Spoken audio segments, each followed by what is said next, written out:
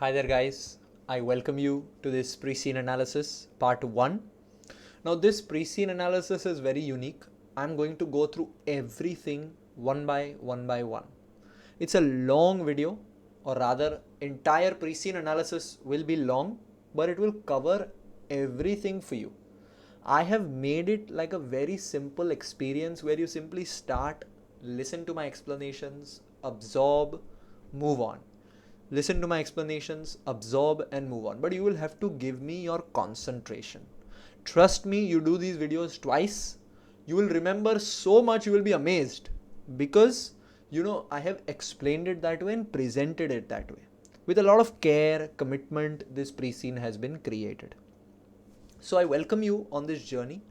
Start slowly. Under this pre-scene analysis, you will also find a PDF. So we give you the pre-scene in two forms, as a video and as a PDF, because you would like to read it as well as at your own time, at your own pace. So that is why first watch the video. My suggestion is couple of times only watch the video. And then when you have the time, only read. Coming back to the video only if required. Otherwise, first 2 times with full concentration, full care, I watched the pre-scene video. And then it's just repeating that same information within the PDF at your own pace when you find time. But be very sure, be very certain, be very concentrative when you begin with this pre-scene, because it's a very important part of your study. For any questions, I am always available. For any doubts, I am always available. Please reach out. Let's start. So we are starting with the introduction. Be sure that everything will be covered within this pre-scene analysis. What we'll do first is we'll go through the information that CIMA has provided, and then we will annote it for you, or we will link it for you to the E, P and F important topics, so that you understand our company, plus you understand what the important topics for revision are. And then the next stage, after doing the entire pre-scene analysis, will be writing mocks on these key topics which have been identified for you. So essentially this will lead to foolproof learning. So let's start. We are entering the world of Cartn. Cartn provides the food industry. They've given us an introduction, including beverages with retail packaging solutions. So we don't make the beverages, we provide packaging solutions. It supplies packaging materials designed to meet food manufacturers' specific needs. It also offers support in the design and installation of packaging facilities for food manufacturers. So we supply the packaging materials designed to meet the needs that the food manufacturers require, and we also help in design and installation. So there are different parts of our business models which are being spoken about over here. Later on, deeper into the pre-scene, we will speak more about this, but it's very clear that different models of business are coming to the fore. Packaging solutions, design, installation support. We're not just manufacturer, it's a solution provider. So start thinking about business models and the business model of Cartn. Deeper into the pre-scene, there is a full business model discussion also which we will make. But when things are relevant, we will point it out for you then and there itself. So business models is an important topic that keeps coming up from your E2 syllabus, even if you look at the past papers. So whenever I find something important and a topic from E2, P2 and F2 is relevant, we will point it out for you like you see in this box over here. So you can make a note for your revision. Discussions relating to Cartn's business model we will speak about gradually within the pre-scene. So Cartn is one of the world's largest manufacturers of food packaging. So they have put you as pretty much the industry leader because you're the world's largest manufacturer. It holds many patents for innovative design features. Now, specifically, we have been positioned as a market leader from the very onset.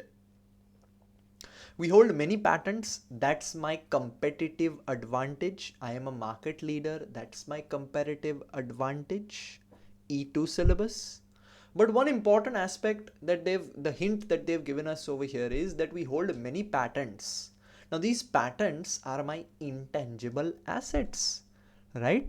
So patents are intangible assets. They are identifiable, but they're not physical. Your intangible assets, IAS 38 from your F2 syllabus, can be tested upon this exam if new patents are developed or old patents face an amortization or issue. Just having knowledge of the IAS 38 from F2, specifically what are its disclosures, what are its requirement, what recognition criteria, you can note that as a revision area because it's come up very evidently over here. The hint has been provided for you. Cartn is based in Holland. It's a fictional country and it has a fictional currency which is called H dollars. Hollandian company law requires companies to prepare their financial statements in accordance with the IFRS. So your IFRS knowledge from the F2 syllabus becomes important over here, because if we don't comply to these standards, then naturally there will be issues for the company. Now, you are a finance manager at Cartn's head office. They've positioned you at the head office. Your primary responsibilities are associated with management accounting, so P2 related help, and you report to Elizabeth Maeda, the senior finance manager, who reports directly to the finance director. So a very clear hierarchy is present. E2 syllabus organizational structure, a very clear functional structure is present. Director coming at the top, senior finance manager, and then yourself. So this indicates a very clear organizational formal structure. One thing for me to keep in mind is, remember they have given us that my currency is H dollars. And they told us that we are one of the world's largest leading packaging companies. So naturally, if we are one of the world's largest, we will have dealings in different currencies, right? If we have dealings in different currencies, my IAS 21 foreign exchange becomes an even more testable topic than it was. They've already been asking it, but now it becomes very relevant further because of the nature of your company. So IAS 21 comes into the picture. Now remember, all of these topics are being pointed out for you for a very clear reason. And that reason is to help you make your revision topic list. I'll just quickly put on screen what my topic list looks like. I will be providing everyone with this topic list. So don't be, for my students, it will be provided. So don't be in a question mark state where, okay, if I miss this topic, I miss this. Don't worry, I will be providing you my list, but I want you to still create your list which looks something like this. So, okay, when I'm speaking about a topic, my suggestion is write it down. Okay, E2, 1 business model. P2 or F2, 1 IAS 38. So this way we will give you our topic list. We will give you the use case, E2, P2 and F2 very clearly divided so that you don't miss out on anything. But I always recommend that you continue to create your own topic list as well. It will help you. After the pre-scene also, when that list remains with you, it will help you focus on these important areas, because this pre-scene analysis is being done to help you understand the company, yes, but it's also being done so that we can map important E2, P2 and F2 hints so that we can revise them, so that when we move to mock question writing, we are not completely blank on what is happening, what is going on, what is this topic. No, we'll be ready because you've understood the company, you've revised topics. Let's move on. The next segment is your industry background segment, where they're giving us some information about food packaging. Now, those who have done my extra industry analysis will already have a head start into my pre-scene analysis, because the industry analysis is a very quick 25-30 minute video which we have created to give you industry background about what the packaging industry is like in the global world. Now, when you know that, when you bring that knowledge to the pre-scene, it adds a lot of value. So you will have covered majority of these ideas already. So you will have those light bulb moments like I always speak about. But those who have not had a chance to watch my industry analysis, please watch it first. Then let's continue, because this is the actual information provided by CIMA. So food packaging. Food packaging can be classified as primary, secondary, and tertiary. Primary packaging comes into direct contact with the food itself. So if you're packaging milk, the carton in which the milk is packaged becomes primary packaging. Just example. Soft drink, the can becomes the primary packaging. Just giving you an example. It contains the food and protects it from contamination.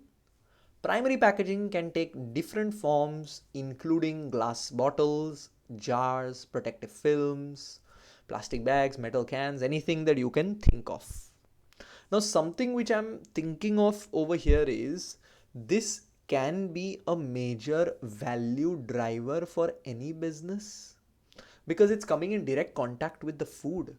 So protection, hygiene, quality becomes very important value drivers for primary packaging.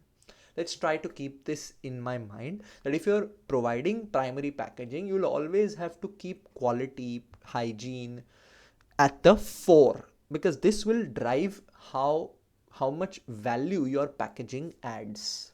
This is essential in nature. It is needed. Without this, you can't have a soft drink, right? How will the soft drink go to the market? It has to be in a can or a bottle or something like that, right? So primary packaging is essential in nature. Consumers and manufacturers will continue to buy it even if the price increases, making demand largely unaffected by price changes. So primary packaging has a little bit of low price elasticity, because this is essential. Tomorrow, if the price of milk and bread goes up, you still have to buy it. Same way with primary packaging, if you think about it. This is your pricing ideas, P2 syllabus. Next, we have secondary packaging. Now, secondary packaging is an additional protective layer that surrounds the primary packaging. Its main function is to provide protection for transporting and storing the products. So, surrounding the primary packaging, if you want anything more for transportation purposes, like for example, cans are stacked above one another and then they are cling wrapped, or they will be put into a bigger box. That's secondary packaging, so that transportation becomes easier. Secondary packaging is often the consumer's initial point of contact. Secondary packaging can also provide a good base for branding the products and for printing instructions. For example, cereal will generally be in a bag, and then that bag will be placed inside a colorful box. The box is what you see. You can see an image just for example. So primary comes direct in touch with the food. Secondary is can be a good base for branding the products. Boxes are easier to display on supermarket shelves. So again, over here, if I'm thinking value, because value analysis, business models are a very important part of the MCS exam. So if I'm thinking value, then secondary packaging is not only protection, it's used for marketing, branding. So it's a differentiation point. It's a value driver rather. Next, I'm going to tertiary packaging. Now, tertiary packaging consists of containers that are used to ship products, providing both protection and ease of handling.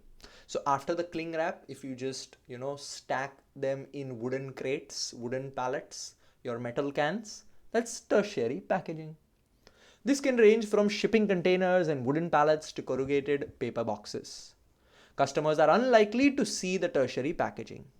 Now, very important that over here there is no branding, no customer visibility, so minimizing your cost on tertiary packaging becomes very important. So focus would be for any business on being as efficient as possible, as standardized as possible, and this will be a high price sensitivity area because customer is not going to see it. So you as a packaging company, how do you make tertiary packaging accessible, easy for your customers is something which is the point of view over here, because this industry background is generally being given to you to understand the food packaging industry, but for you to understand also, or for you to keep in mind also, how it affects Cartn. So for Cartn, you need to know that the customers that you are supplying primary packaging for, it's an essential. Secondary packaging for, it has to be innovative, it has to be, it can be used for marketing purposes, and tertiary packaging they're never going to see, so cost has to be the focus. Care must be taken when selecting packaging materials for food, particularly in relation to primary. Why? Because health and safety is concerned. There can be harmful interactions between some packaging materials and the products that they contain. For example, fruit juice is often acidic, so soft drinks containing fruit juice might react with the metal in an aluminum can sometimes. This can impair the product's failure. It can also make it harmful for the customer. So packaging can be designed to prevent such reactions.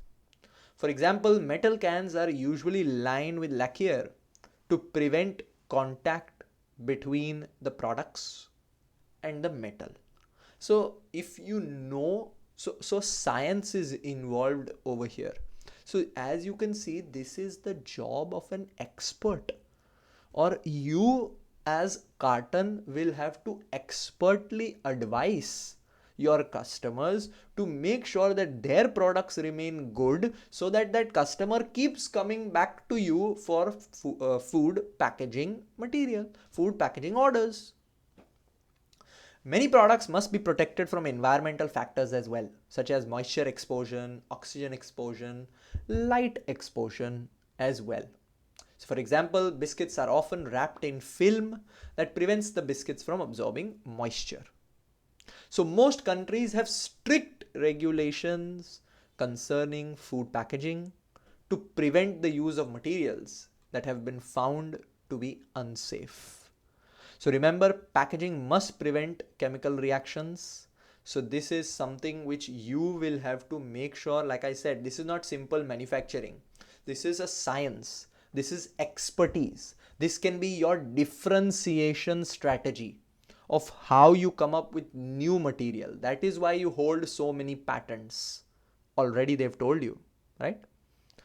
One very important aspect to discuss over here is the regulatory risk and the industry risk by itself.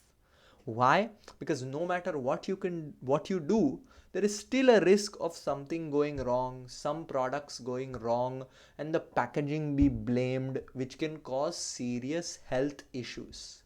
So legal risk, regulatory risk becomes very high within this market, and risk management is a very important P2 topic which we are going to speak upon deeper into the pre-scene as well.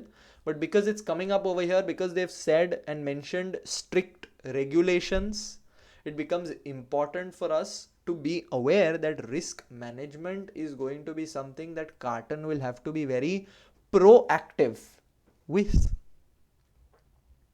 Let's move on. Sustainability is an important issue. Now this is an update from your May 2026 exam. Few F2 changes or F2 topics have been added, and also the blueprint wordings have changed a little bit, and there is a lot of focus on sustainability. So sustainability as a concept you can expect to be tested more and more in the exam. They were already testing it with integrated reporting and stuff like that, but we can expect it further now because of the changes that have been made, and we'll incorporate them for you. This was just a note. So sustainability in this market as well is an important issue. Excessive packaging or the use of packaging materials that cannot be recycled can affect the demand. So sustainability is something that people are aware of more and more, and in this market that awareness is already there. They're telling you that because this is industry information that has been provided. Cost can be an important consideration. Apart from the direct cost of the materials themselves, there could be associated costs with transportation. For example, glass bottles are heavier than their plastic equivalents. So sustainability also brings in its own problems like cost, like presentation. Customers might find some materials more attractive. More attractive packaging could boost the demand. It may also be necessary to print product contents, instructions very clearly on the packaging, like you always see. You buy anything, there will always be specifications of what the product is, barcodes, ingredients, all of that. So how you present it, what is your packaging material, all of that matters. Most of the issues relating to primary packaging also apply to secondary. The main difference is that secondary does not come into contact with the food products, and so safety is little bit less of a concern. Now, because sustainability has been mentioned, and over here sustainability is linked with stakeholder expectations, which means your clients, your final clients, which are the customers. So stakeholders and sustainability is something that we are exploring over here, and if you don't manage this stakeholders requirement, which is sustainability, then your overall sales, your overall reputation might be affected. Now, because we are speaking about sustainability, it's going to increase my costs. So this brings in your cost management P2. One very important aspect, because we are discussing over here, is the new syllabus update on sustainability reporting, IFRS S1 and S2, or integrated reporting, both of which I already mentioned, can be heavily tested, and especially because they've said that sustainability is already important for our company. So under IFRS S1, companies must disclose sustainability related links and opportunities. So it becomes very important for us to be very sustainable in our approaches because we have to disclose this. This can also be turned into an exam scenario. So packaging choices would need to be reported and explained to my investors. Essentially, if my packaging is not sustainable, customers are not going to buy from me. So my sales will go down. My investors will not be happy. So I need to make sure I am in sync with the requirement of the market, and in this market, sustainability is important. They have told you that explicitly. So let's say they can easily create a situation in the exam where your company is going to start a new venture, for example, or come up with a new patent that is more sustainable. How will this be reported in our financial statements according to IFRS S1, for example? So you should know according to how will this affect my integrated reporting capitals. You should know the 6 capitals. These become important revision areas for you because F2 as a subject is very technical. For P2 and E2 business models, conflict management, different costing systems, you can use things from your expertise, from your business experience, or even common sense to at least write something. But for the F2 topics, specifically even your consolidation topics and all of that, which we'll cover slowly, you need that specific knowledge. And I'm not saying learn everything that's there in the texts. No. For example, over here, if you're talking about the 6 capitals of integrated reporting, you just need to know what human capital is, you know what intellectual capital is. In your own words, if you are able to just have that light bulb moment, okay, integrated reporting, it goes to 6 capitals. What are the 6 capitals? If I can recall them in my own words, then any question that they bring up for you, you will have a starting point. Then writing becomes so much more easier. And we will assist you with also learning on the major topics, how to use our Fin AI, which is one of a kind, which helps you revise. We will assist you. But right now we are understanding the company, we are understanding the topics which can come up, and we are making our list. Not all products require secondary packaging. For example, products such as muesli and ground coffee are often packaged in plastic bags that are designed to stand upright on supermarket shelves. Just giving you an example image. Not every time secondary packaging is required. Sometimes only primary is enough.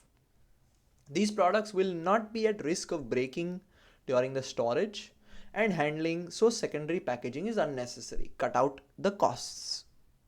Secondary packaging may be intended to enhance a product's appearance rather than add protection. Generally, secondary packaging is used for better appearance, like if it's a wrap or a frozen pizza. You know, just packaging it in a bland plastic bag or a paper bag, you know, people will not be excited to buy it. That is why there are paperboard boxes to make them more appealing. Tertiary packaging is essentially selected on the basis of logistics. How will I transport it? What will be easier for transport?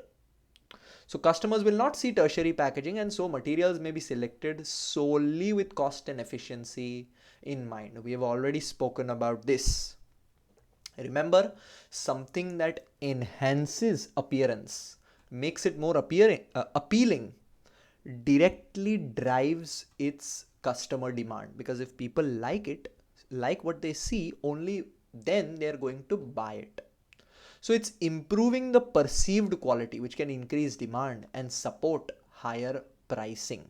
So if you come up with a new innovative box for your pizza manufacturing company who is your customer, then that innovative box you can charge a higher price. So different pricing strategies, knowing different pricing strategies you can apply in this market from the P2 syllabus become important. Now remember, tertiary packaging supports distribution across the supply chain. It highlights the role of packaging within the wider food industry ecosystem. In the full ecosystem, up until now we were speaking about business models, but in the entire ecosystem, packaging is important from the start to the end. Demand for food packaging is growing steadily. Consumers are buying more packaged food in preference to loose products such as fruit, vegetables, and meat. Packaged goods are generally easier to store and prepare also than loose products. Many packaged food products are intended to be heated in their packaging itself, or are cooked and packaged ready to be heated in a microwave or a saucepan. So packaging, as we know, is highlighting, is, you know, making the product look better, plus it's also storing the product better, plus it's also making it easier to cook the food, and that is why the market as a whole is growing. If the market as a whole is growing, which we also learned in my separate industry analysis, and its driving factors, restraining factors, it's good for me as Cartn that I am part of this market. I am already an innovative company because I have many patents to my name. So looking at these trends, I will be able to come up with further, you know, developments, further innovations, because I'm already one of the leaders of this market in the world. So demand is increasing. That's a clear increase in demand, which is driven by convenience. If convenience is becoming better, if your packaging is becoming more and more and more important, you can price it accordingly. So the elasticity of packaging is changing slightly. Shows strong interdependence between packaging companies and food manufacturers. So stakeholder management. In the entire ecosystem, you as a packaging company, your customer depending on what they want, which is food manufacturers, and their final customers, which is the final consumer, all of these are interdependent. Especially you and the food manufacturer for your business together will need to work as strong combined stakeholders to make sure that the final food product plus the packaging product are both good, so that the customer enjoys and buys again and again and again. If you look at the global food packaging market size, which they've given us, 2025 close to 500 billion. In 2034 is expected to become almost 820-30 billion, however you want to read it. So every year there is a good solid increase. Every year on year we are seeing an upward trajectory, which is very good for me, because this chart is showing consistent growth, confirming rising demand.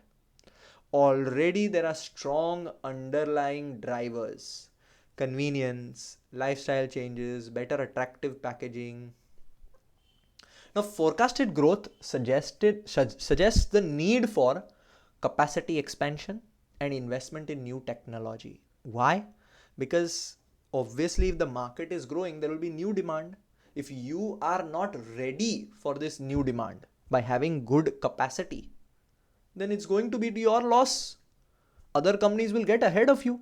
So planning becomes important, plus investment in technology and innovation, continuing this investment, digitally making your company better.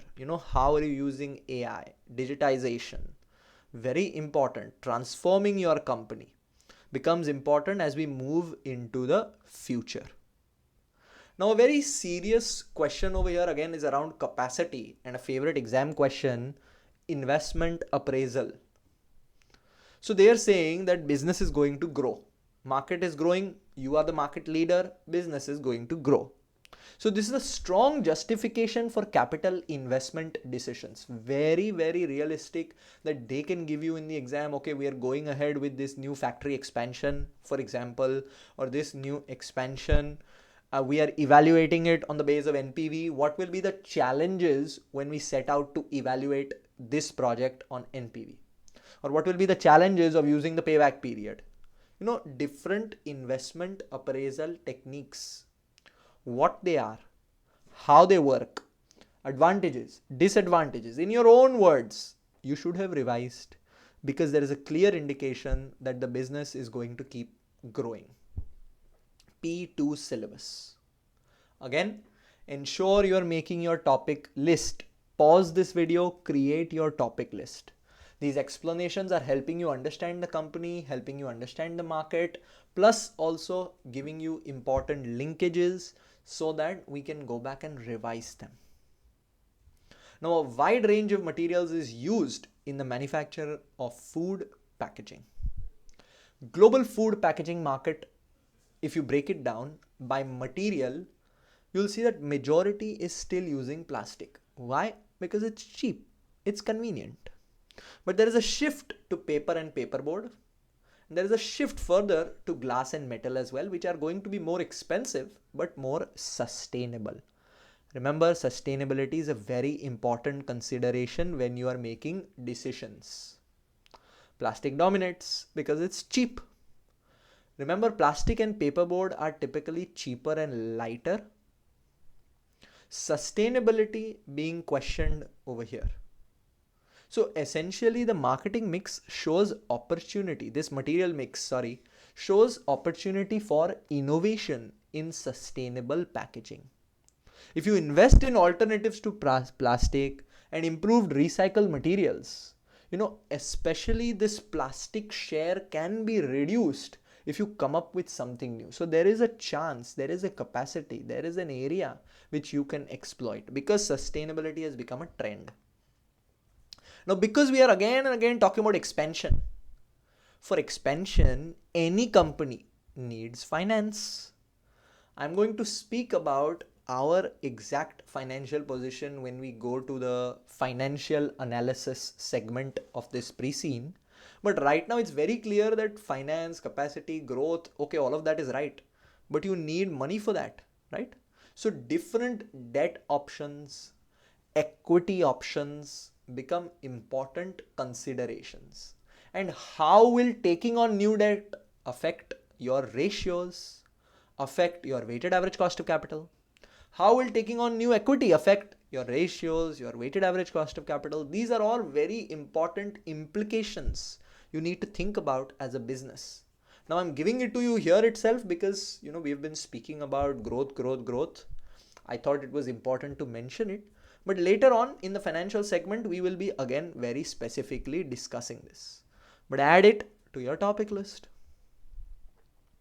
Continuing my industry background, they gave me types of packaging. That same breakdown, which was given as a pie chart, is now being picked up one by one by one. So first type is rigid type. The rigid type includes cans. Just think of it. Rigid containers are generally made from materials such as glass or metal. They can protect their contents from crushing. So rigid containers will include cans. So metal cans can be used to store food for extended periods without any need for refrigeration because they protect the content from moisture, light, oxygen. Cans are often used to package food that has been cooked and requires only to be heated before consumption. So a specific type of food will need a specific type of packaging. Or they can be used to store products such as fruit that do not require to be cooked or heated. It can be used for heating, for food which needs to be heated or not heated. Depends on the type of food. Cans are usually wrapped in printed paper labels that carry the branding. You'll never see an empty can, right? You'll always see some kind of branding on it. So value over here is created through durability and product safety.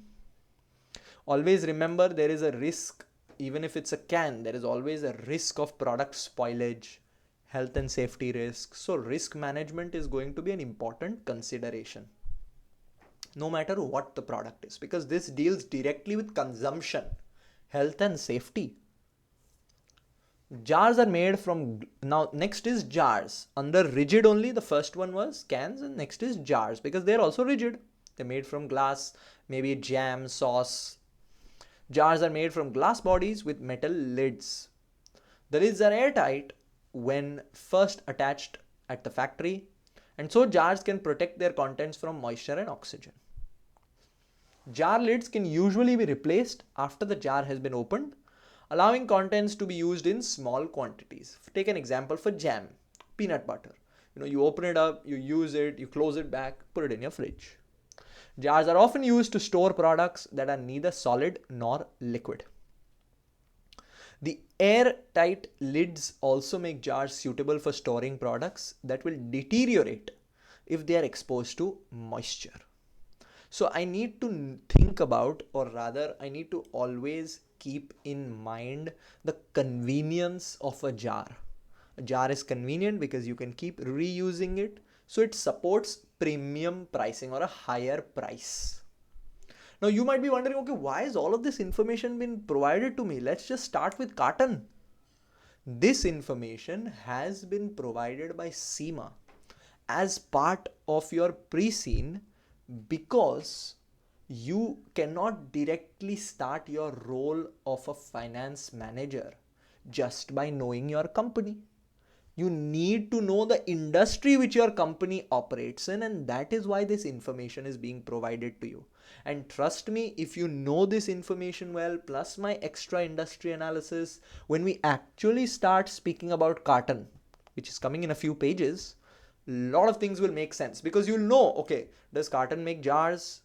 This is what I need to keep in mind. Is Cartn making tertiary packaging, secondary packaging, primary packaging? Okay, this is what I need to keep in mind. So all of this background information is very important as we move deeper into the pre-scene. So try not to drift away. Try to keep making your topic list. It will make sense. So first we had rigid containers, now we have flexible containers. Now flexible containers are frequently made from plastic or metal foil. Flexible containers are generally cheaper to produce, obviously, because their material that they're using is also cheaper. They're also lighter, which reduces the carbon footprint associated with the transportation.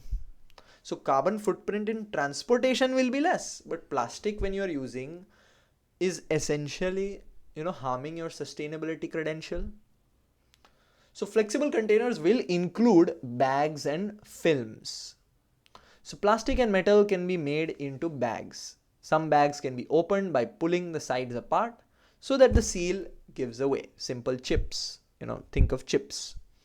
Bags can be designed to be flat bottomed and freestanding, or they can be simple pouches that may have been piled if they are not enclosed in secondary packaging such as boxes. Think of, for example, frozen pizzas can be shrink wrapped in plastic film. The film can be cut open and removed before the product is heated. Or you can think of chips, any kind. This also includes wrappers, your chocolate wrappers. Some items are wrapped individually in flexible plastic or metal foil. It's generally for a single item. When you're buying a single item, you'll generally see it in a wrapper. So I just want to keep in mind that, okay, if I as Cartn am providing rigid containers or flexible containers, what is the correct price? What is the correct sustainability impact? What is the carbon impact? I want to keep that into my mind, and also what is the distribution impact, because the distribution also has an effect on the price, on the sustainability, not just manufacturing. So manufacturing along with distribution, I want to think about. Next category is semi-rigid containers. Now semi-rigid containers fall between rigid and flexible containers in terms of the physical protection that they provide. So it falls in the middle category. Semi-rigid containers are often made from plastic or from paperboard. First example is trays. Now trays are versatile semi-rigid containers that can consist of plastic or paperboard bases. Just think of it, I'll summarize this for you. So just think of it as your pre-packaged food which comes in paper or plastic. You just put it into a microwave, quickly heat it. That's the example that is being presented over here. Trays are often enclosed with cardboard boxes or paperboard sleeves. So there will be a tray, and then on the tray you'll often find a covering as well, which might be of paper or cardboard. Then there are tubs. Semi-rigid also has tubs, which is very famous for your ice cream, your yogurt. Tubs can be made from plastic or layers of paper also. They are stronger than trays and may be intended for use in applications that require continuous opening, closing.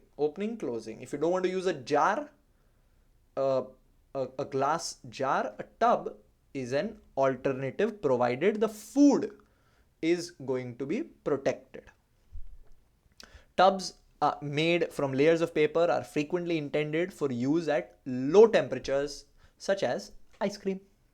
Now over here, I am going to be specifically focusing on tubs a little bit more. Why? You'll understand that deeper into the pre-scene, because Cartn specifically focuses or specifically has one arm focusing on tubs. We'll learn that deeper into the pre-scene, but because over here the information is provided, I'd like to focus on it a little bit. So over here, I'm thinking target costing as a favorite exam topic as well. So design involves balancing protection, weight, cost. Indicates that target costing can be used to design packaging to meet a specific price point while delivering the functionality, because tub is very specific in its use. So I can speak to my customer, okay, what do you want? And then I can set a target cost so that me as a company also continues to make a profit. This can be an exam scenario also of how they can test target costing. They can tell you new product being launched. To help cost it properly, we're using the target costing approach. if you don't know the rules of target costing, or you don't know how target costing works as a concept, how and where will you start? That is why revision becomes important.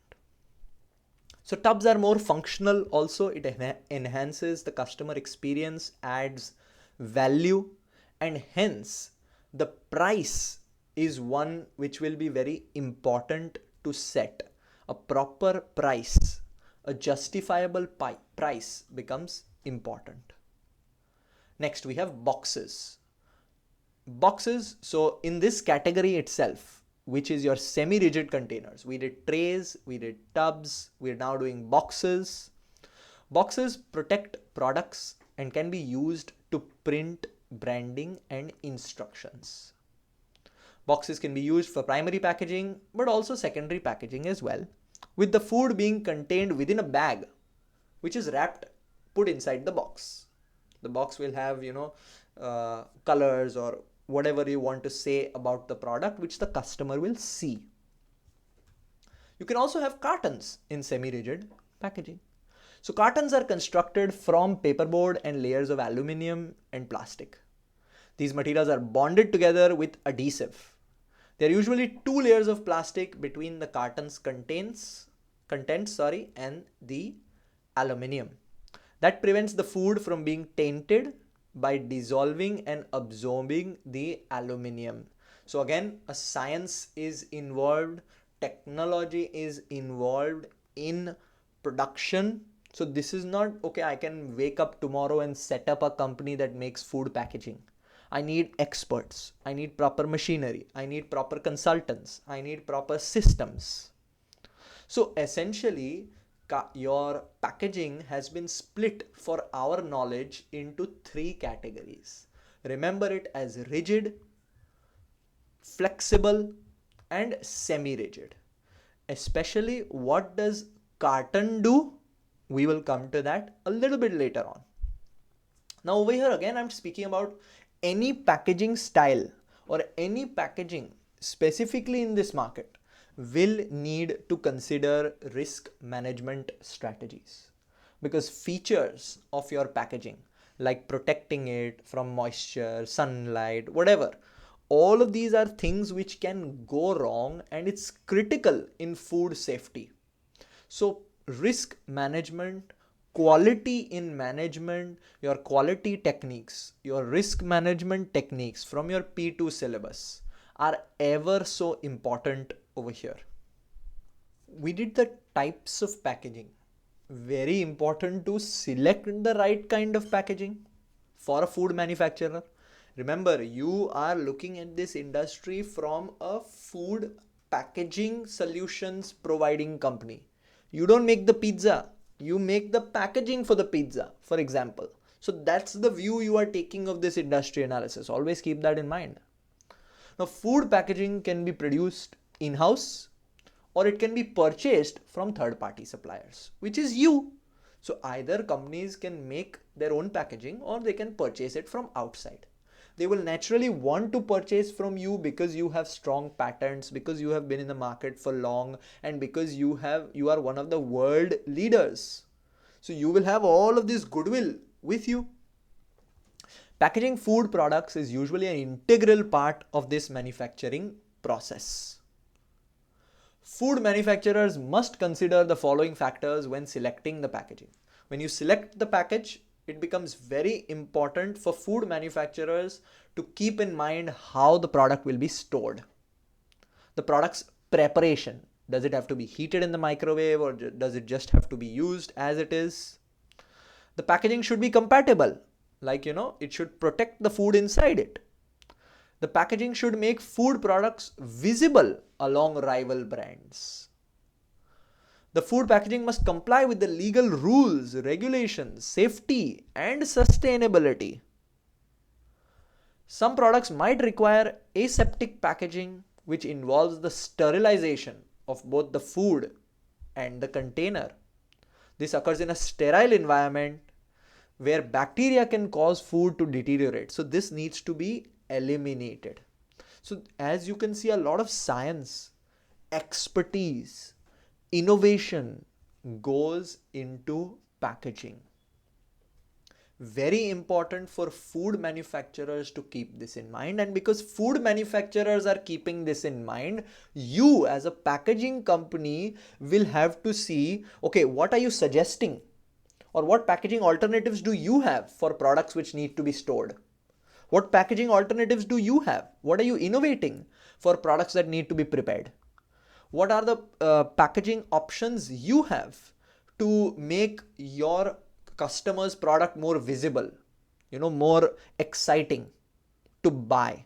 What are the safety, sustainability standards which you follow so that people want to buy your packaging? What are the aseptic packaging options which you have, which will be an expert type of packaging or a specific type of packaging? So you as a packaging company will have to keep these points as drivers for you, because people are looking out for this. If they're looking out for this and you are serving that purpose, naturally they will choose you.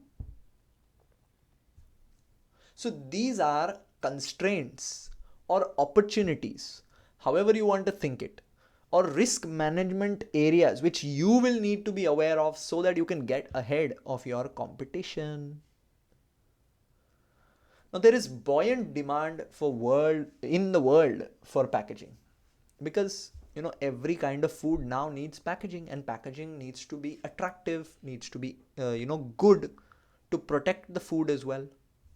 Customers are, however, increasingly concerned about sustainability and safe disposal. Again, the theme of sustainability is being mentioned already 3 times in this first part itself.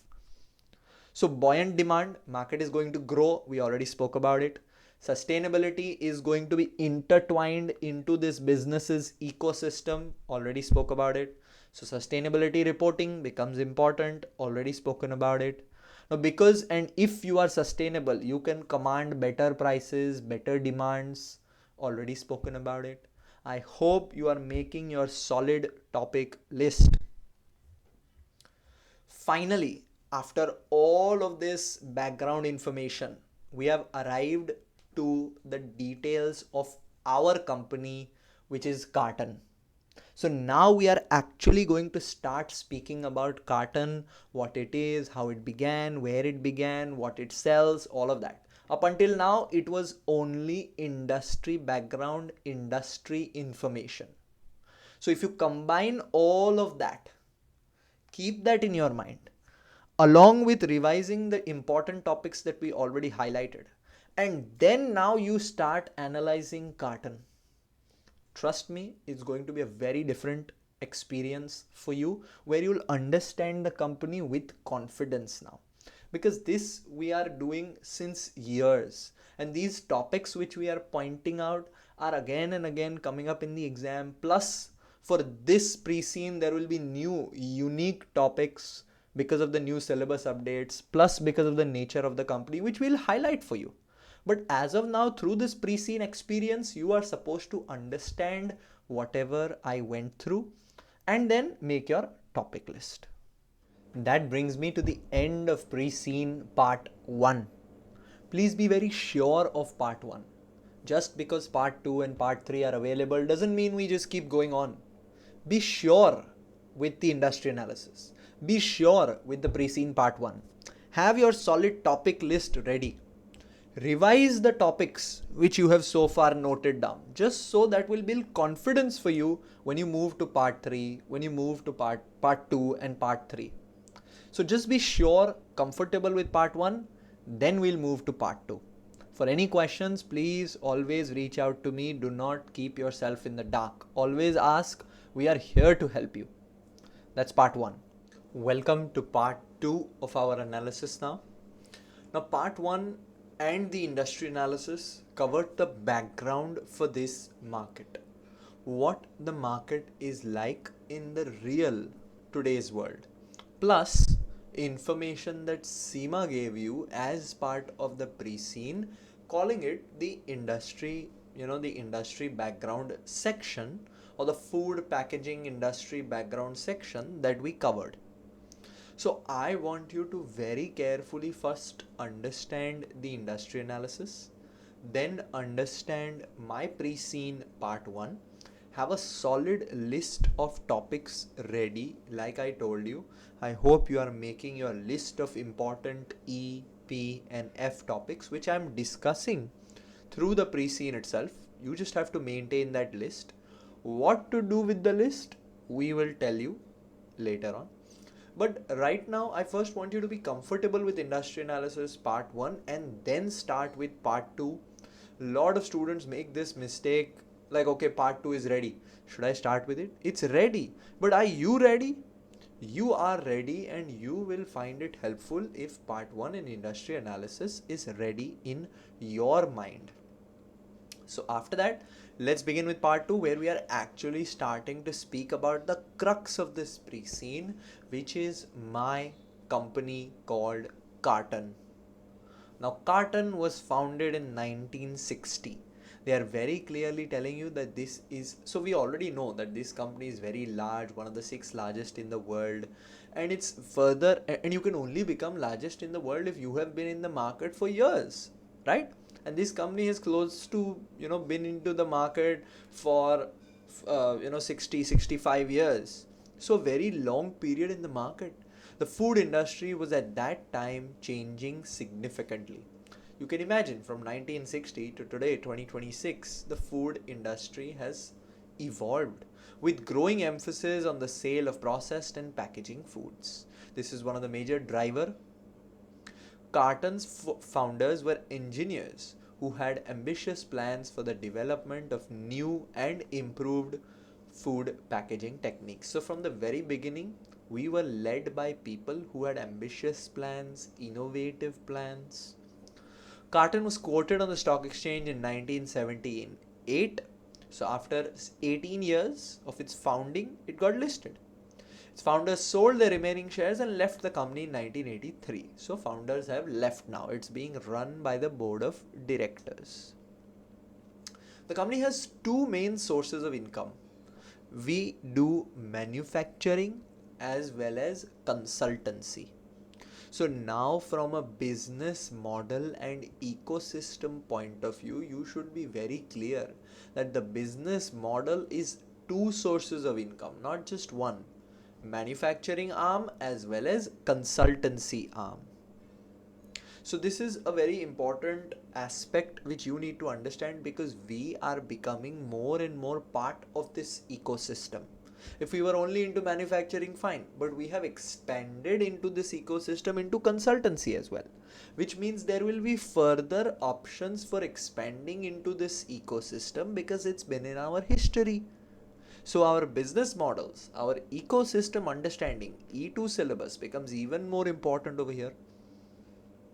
Now see, just a quick pointer, Cartn entered during the growth phase of the industry.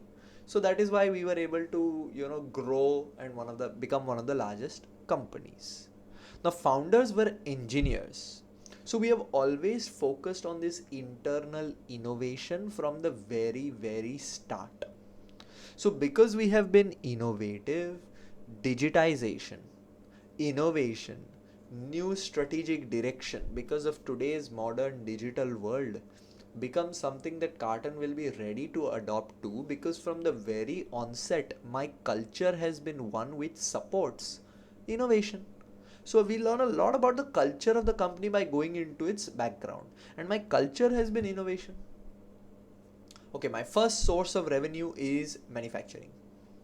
So Cartn is one of the 6 largest manufacturers of cartons and tubs, employing 23,000 employees in 27 factories around the world.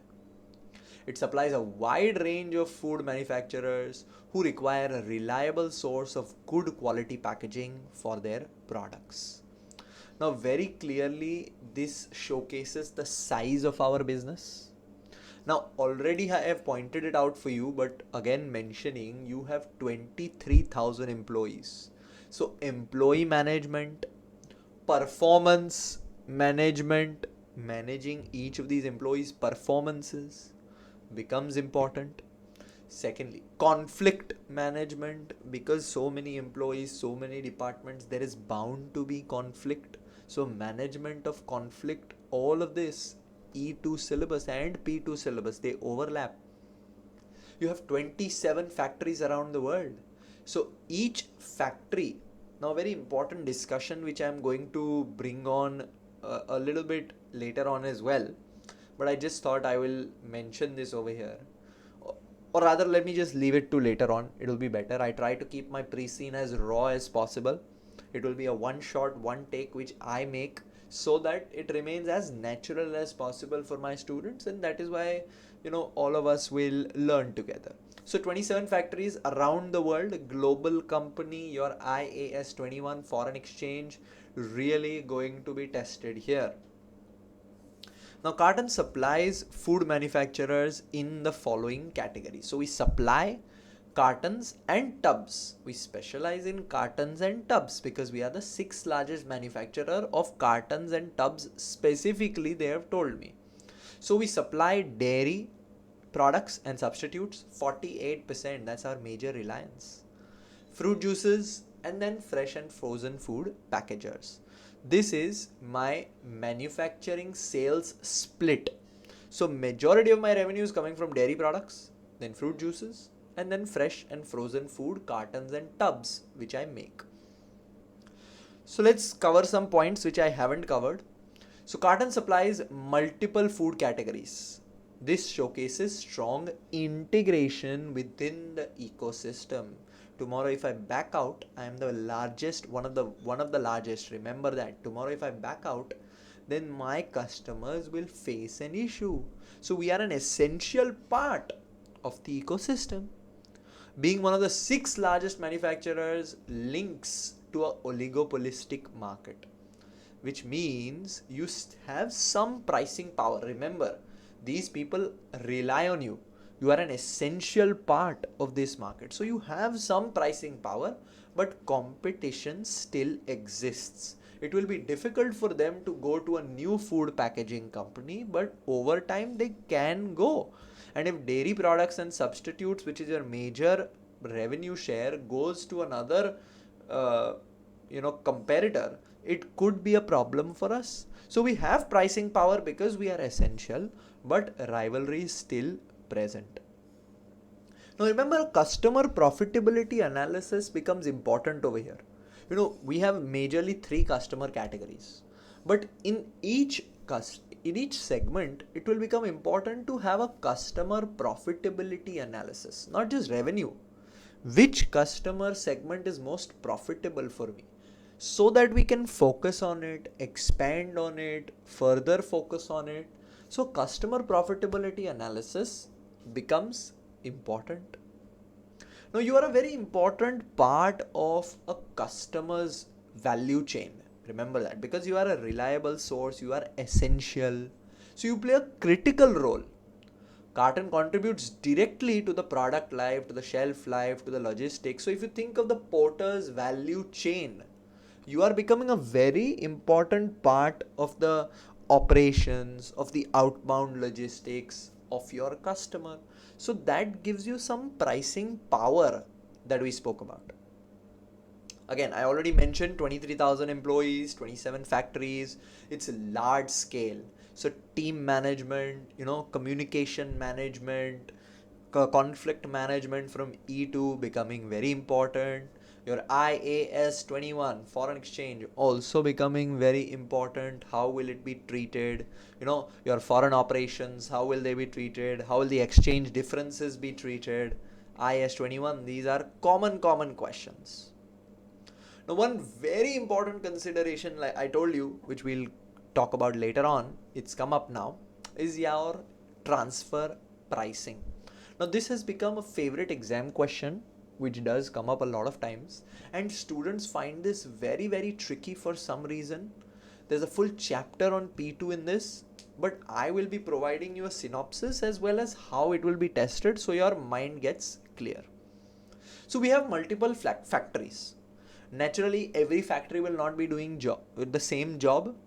One factory might be for bottling, one factory might be for making the caps, and then goods will be transferred between factories, and these factories could be overseas as well. So a transfer price between divisions, between factories will be important and should be very fair, so that there are no international transfer pricing rules which we are breaking. So to help you understand this better, I have a supplementary reading which I have created. Now the core concept is that transfer pricing refers to the pricing of goods, services, intangibles exchanged between different parts but of the same company. These 27 factories are different parts, but they are one company, which is the Cartn Group. In Cartn, this is critical due to its multinational operations and because of my dual business model as well, manufacturing as well as consultancy. Now we operate 27 factories, consultancy teams are also across countries. So this creates international or international transactions such as manufacturing units supplying different regions, consultancy services provided internally, use of patents, designs, technical expertise, all require transfer prices. So let's say, for example, manufacturing transfers could be products moved between countries or divisions. Transfer price determines where the profit is reported. In which country do you want to report which kind of profit? Because remember, international transfer pricing rules are generally applied to reduce your tax liability in high tax countries, increase your tax liability in low tax countries, because essentially this would reduce the tax payment for the group. So essentially tax is an expense. So you want to reduce your expense overall so that you can have a higher profit. So countries will have transfer pricing rules, but these are the objectives which companies try to, have. So when we are setting manufacturing transfer prices and we are moving products between countries and divisions, the transfer price determines where the profit is reported. You try to keep arm's length or fair prices as much as possible. Otherwise, governments will notice this. There will be heavy penalties, fines, which we don't want. Next, consultancy services. Engineers provide design and technical expertise. This is charged internally based on time and seniority. One factory in another country might need an engineer's advice. So if he's giving time, naturally there has to be a charge for this. Then shared functions. There could be shared functions like HR, finance, R&D at the head office, which everybody is using. So you need to allocate these costs as well. For all of this, transfer pricing is required. And all of this will directly affect performance measurement, because the performance of each factory, of each department, will depend on how the costs are shared. So if you said incorrect transfer prices, it distorts the performance. Managers then might not be happy, further leading to conflicts. So transfer pricing becomes a core concept for my company, because if I don't set it right, it can lead to a lot of behavioral issues and conflicts between divisions. I just explained the entire transfer pricing scenario for you for our company with this supplementary reading. Now imagine you noted transfer pricing, international transfer pricing as your important concepts. You went back and you revised, okay, what is transfer pricing? I have already explained it, but what are the methods of transfer pricing? Just in my own words, I got a synopsis. Or you ask our revision bot, Fin AI, it will do that job for you. Give you a summary of what transfer pricing is. So you understood how it's relevant for Cartn, you revised it, and then we'll write a mock question on it, full proof learning system for you. This was an important supplementary aspect which I wanted to cover. Now we have next, Cartn specializes in the manufacture of cartons and tubs for use as food packaging. Cartn is a major, remember, cartons and tubs is our major focus area. Cartn is a major supplier of cartons and tubs to companies who sell fresh and processed milk and milk substitutes. So okay, cartons and tubs, but under it as well, we are a major supplier, and majority of our revenue we know is coming from milk and milk substitute making companies. So that's our major focus area. Fresh milk can last for up to 21 days after it is pasteurized, provided it is kept refrigerated in its carton.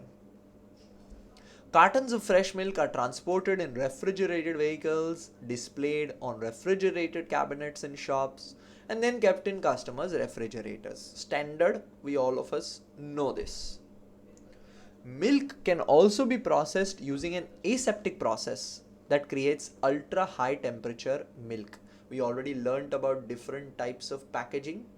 We have one over here which is the aseptic process, and one which is the normal pasteurized process, which needs to be kept cold.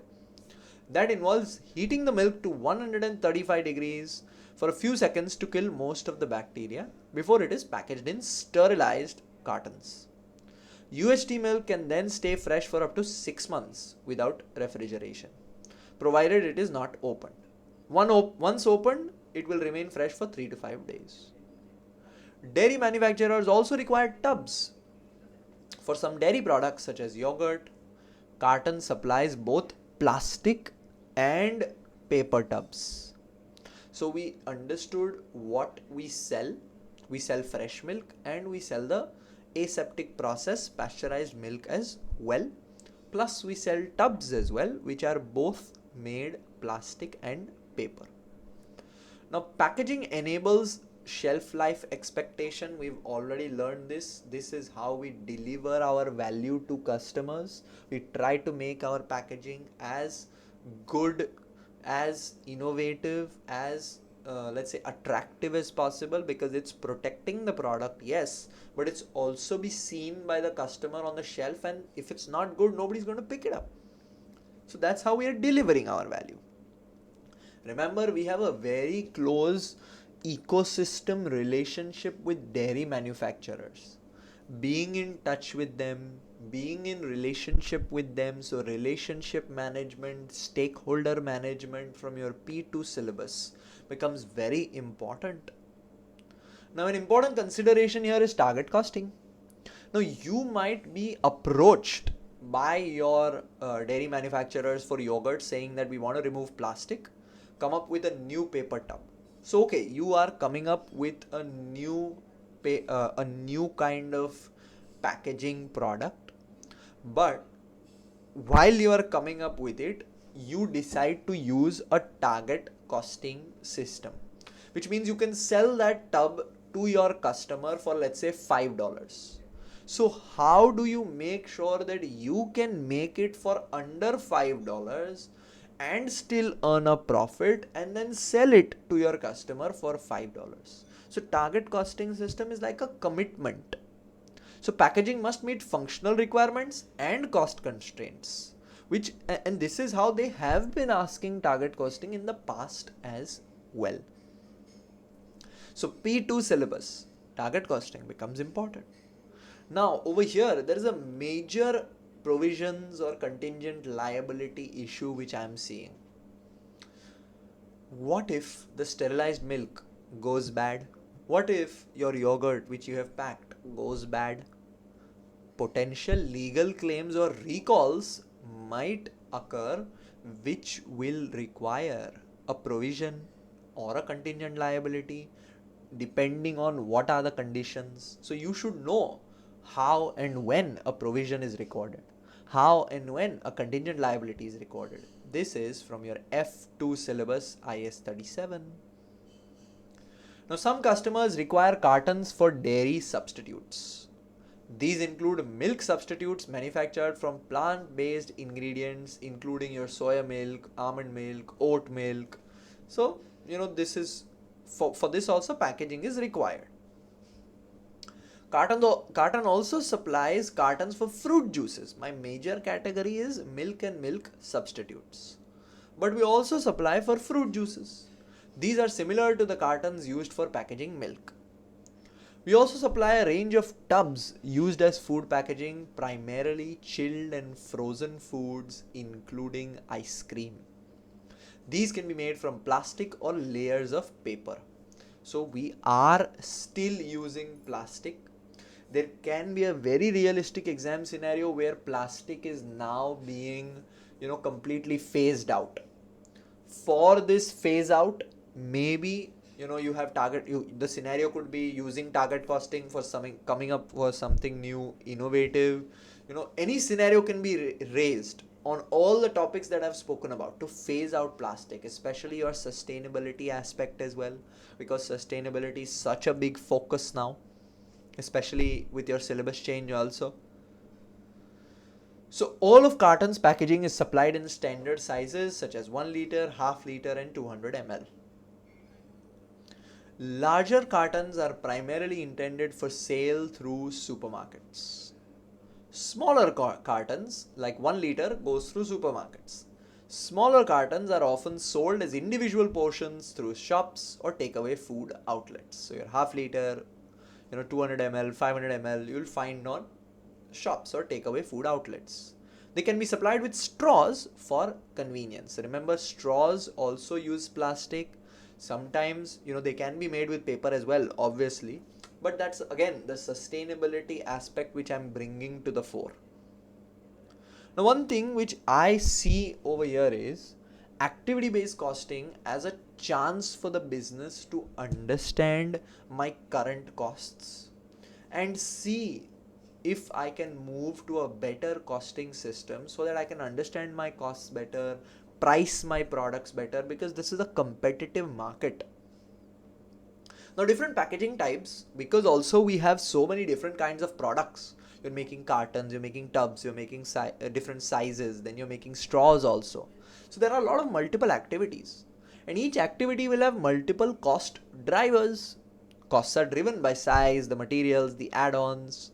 So ABC could help us understand the costs better. So moving to a costing system could be something that you think about, and for that you need your P2 activity-based costing knowledge. Next, we have types of markets. Now, different segments, supermarkets versus takeaways, has different market conditions.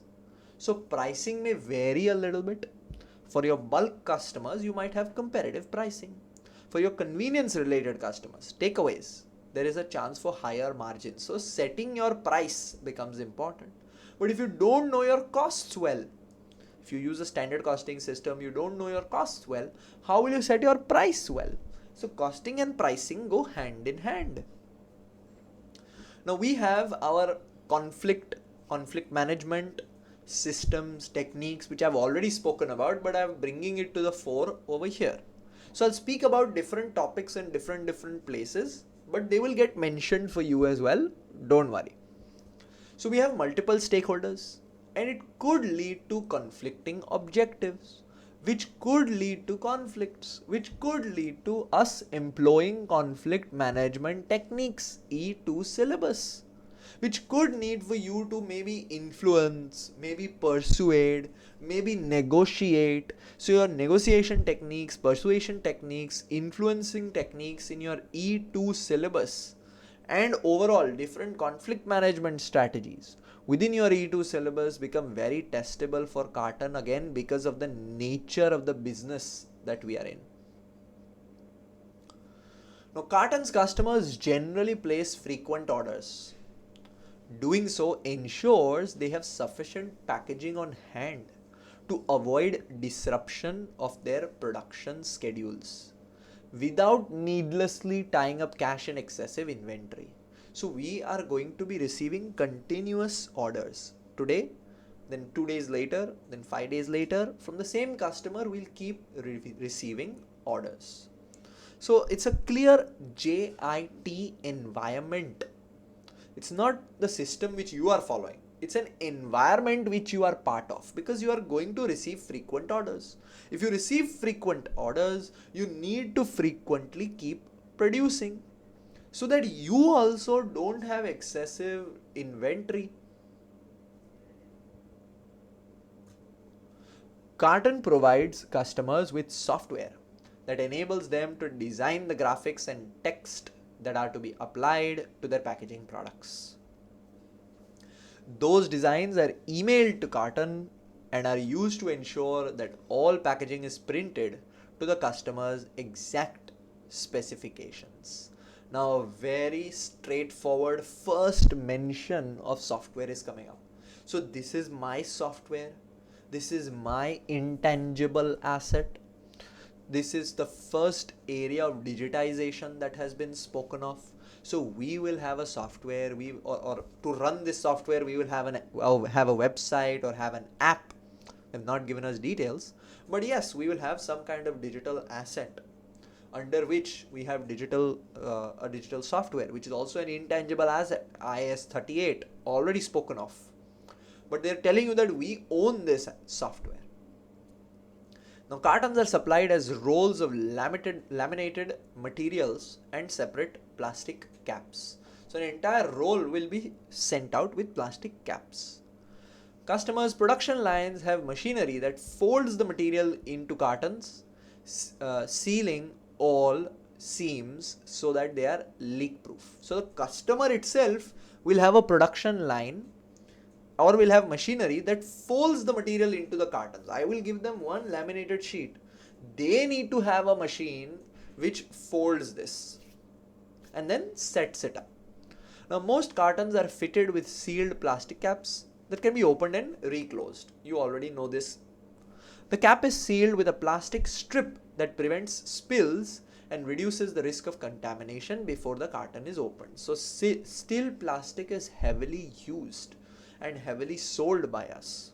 So maybe substitutes for this is something that you might need to invest into, look into, because again, sustainability.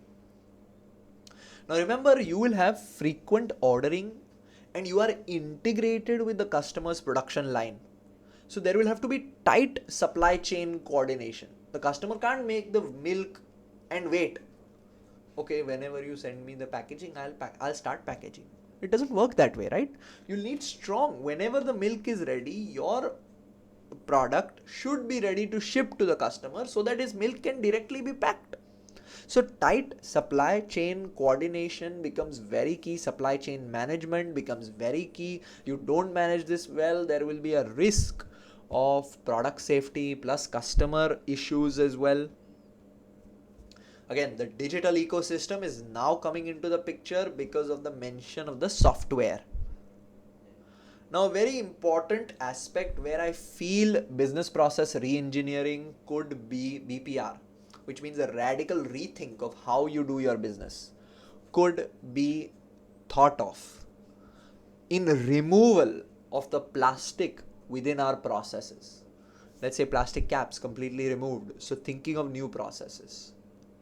So essentially this could be one aspect where we look at BPR. Secondly, right now customers complete the final stage. More efficient production process indicates redesign of processes to improve efficiency and reduce transport and shortage costs. So maybe you come up with something new where you are also part of the final production process with the customer. Just radically rethinking how the business is being done. Now, because I'm speaking about frequent orders, I also will need investment, capacity, logistics, everything will have to be set for me, which means I will need money. If I need money, then sources of finance directly comes into the picture. If sources of finance comes into picture, I'm speaking about F2, weighted average cost of capital, because if I raise new debt, new equity, it has a direct effect on my WACC. Reading of the WACC, what the WACC means, how the WACC is affected, increase, decrease of WACC, what it means for a business. That interpretation is very important for the F2 syllabus, and I have given you clear direction of how it becomes important, and this directly ties to your long-term, short-term funding options. They might say that okay, to meet a big order, we need a new machinery. How should we fund it? Long-term, short-term. What will be the effect on WACC? Simple. If you don't know it from your F2 syllabus, how do you write this answer? So we are providing the software to the customer. So digital tools, digitization coming into the picture. Remember, we will have all of this customer data now with us. Customers will be making and putting all of this data on our software, right? What are we doing about this data? That becomes an important question. So big data analysis, data analytics, data mining from your E2 syllabus become important because, okay, you're having all of this data on your software, but are you using it to make life better for your customer, which essentially will make your profits better? So how are we using data as a business? That becomes an important consideration. Next, the plastic strip is detached when the cap is first opened. We all know there is a plastic sealing. You open up a cap, that strip is detached. So retailers and consumers can inspect the strip to check that the product has not been interfered with. Carton's tubs are preformed before they are shipped to the customer with separate supplies of lids. The shapes of the tubs and the lids make it possible to stack them for efficient shipping. See, earlier they have told us our cartons are supplied as rolls. So cartons go as rolls. The tubs, on the other hand, they are preformed. They go as a tub. But the lid is separate. The shapes of the tubs and lids make it possible to stack them. Now, customers' production lines are designed to fill the tubs and attach their lids. So, customers design their production line in such a way that the preformed tub comes in, directly gets filled, and the lid is attached. There may be production processes to be completed between the tub being filled and the lid being attached. So it's not that, okay, you fill it and directly lid is attached next step. Sometimes there might be something involved in between this as well. So maybe like, okay, fill it, then maybe a topping is added or a sweetener is added or something else is added and then a lid is applied. So that is why you are giving it preformed so that it gets filled, then another process could be there and then there will be a lid. So you're seeing there is more complexity with a tub involved than your standard carton which you are supplying. Because carton is used for different type of product, tub is used for different type of product. Now customer production lines must fill the tubs and attach the lids.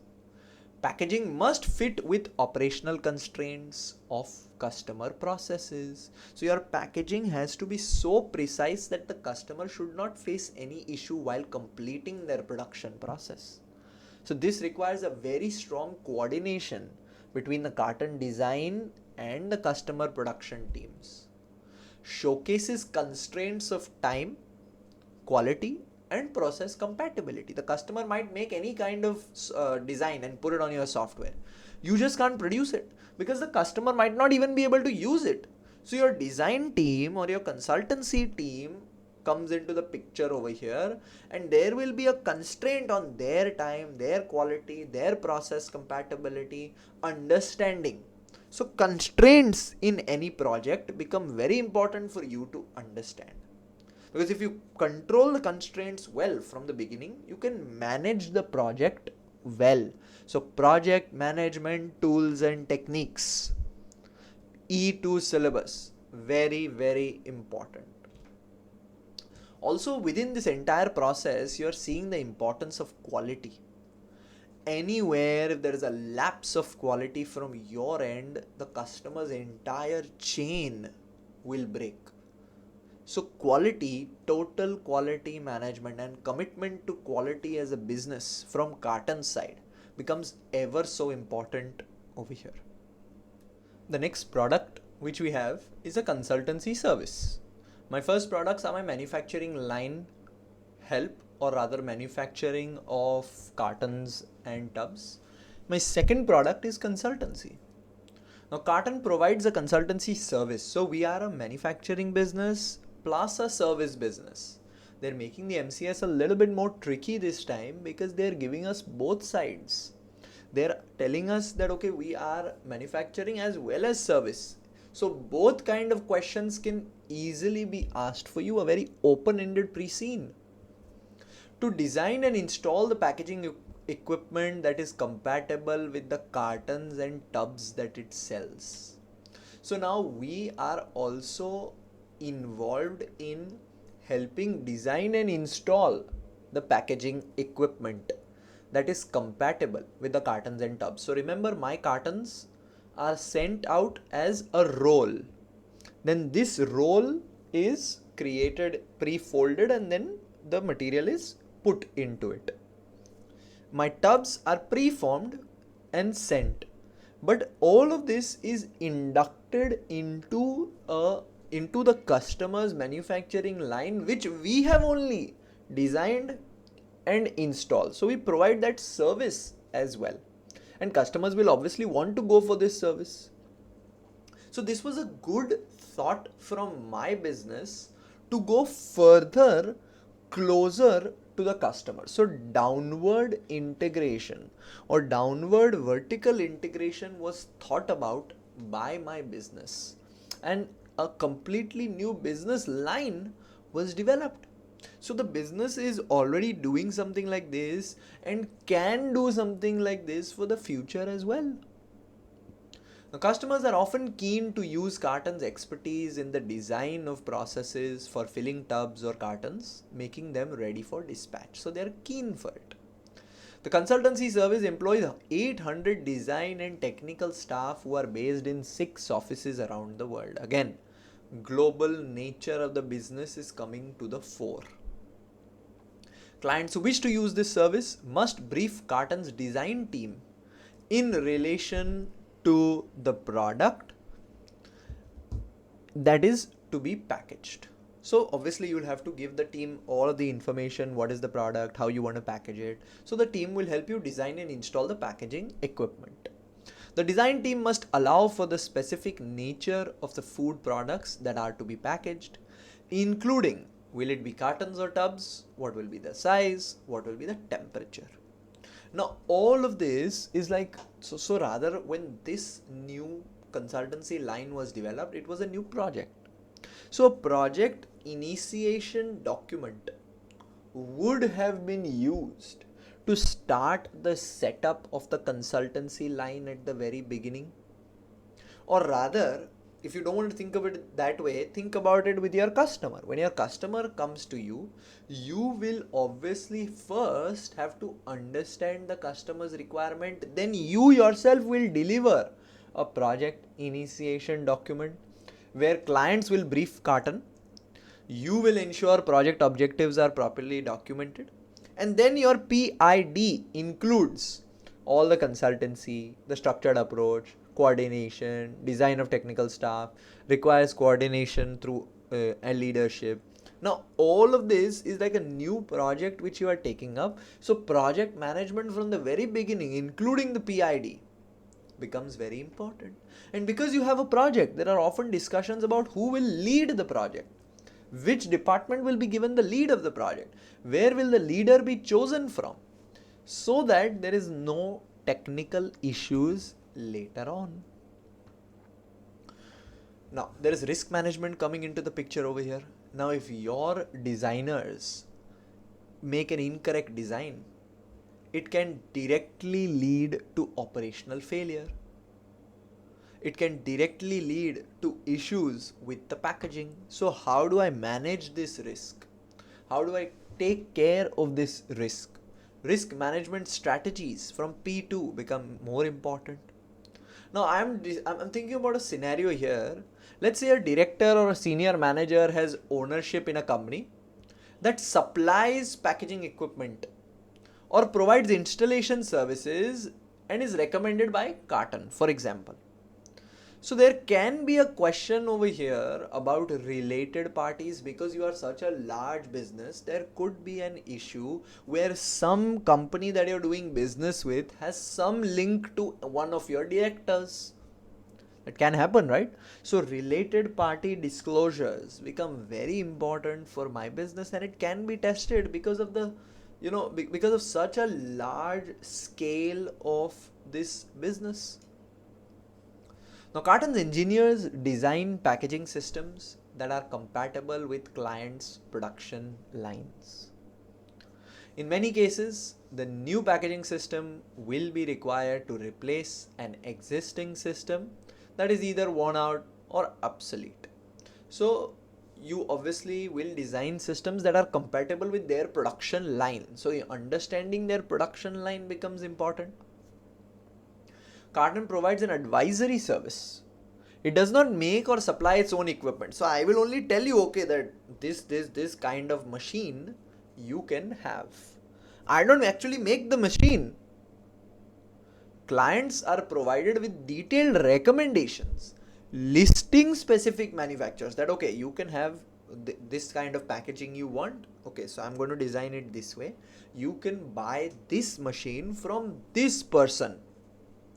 You only provide this advisory, this consultancy. The clients are able to order the specific equipment identified as suitable by Cartn's engineers. So remember, your relationship with these manufacturing companies, this production line machine manufacturing companies will also be important. You're just not going to recommend anybody, right?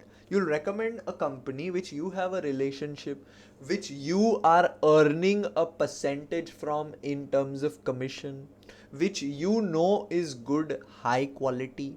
So all of this brings another stakeholder into the picture. I'm also thinking of now one direction. I have already expanded into consultancy. Can I now further expand into making my own design packaging machinery, or rather packaging machinery, so that I will tell them, okay, you come to me, I will do the design for you, I will provide you with the packaging of the, I will provide you with the cartons, with the tubs, and I will also provide the machinery for you, taking care of all the requirements of the customer from start to end for packaging. So can you become like a foolproof packaging solution for the customer?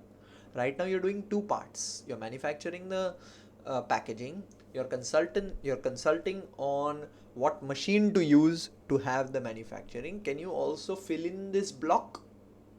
That's a thought which comes to my mind. So see, this is directly related to capturing value. So Cartn creates the value but doesn't capture all of it. You have external suppliers, installers, they capture part of the profit. So expansion could increase my value, increase my margin, and it could help us move forward into the value chain as well, like we already did with the consultancy service. So there are issues currently with capturing all of the available value, and there is an area of expansion which we need to think about.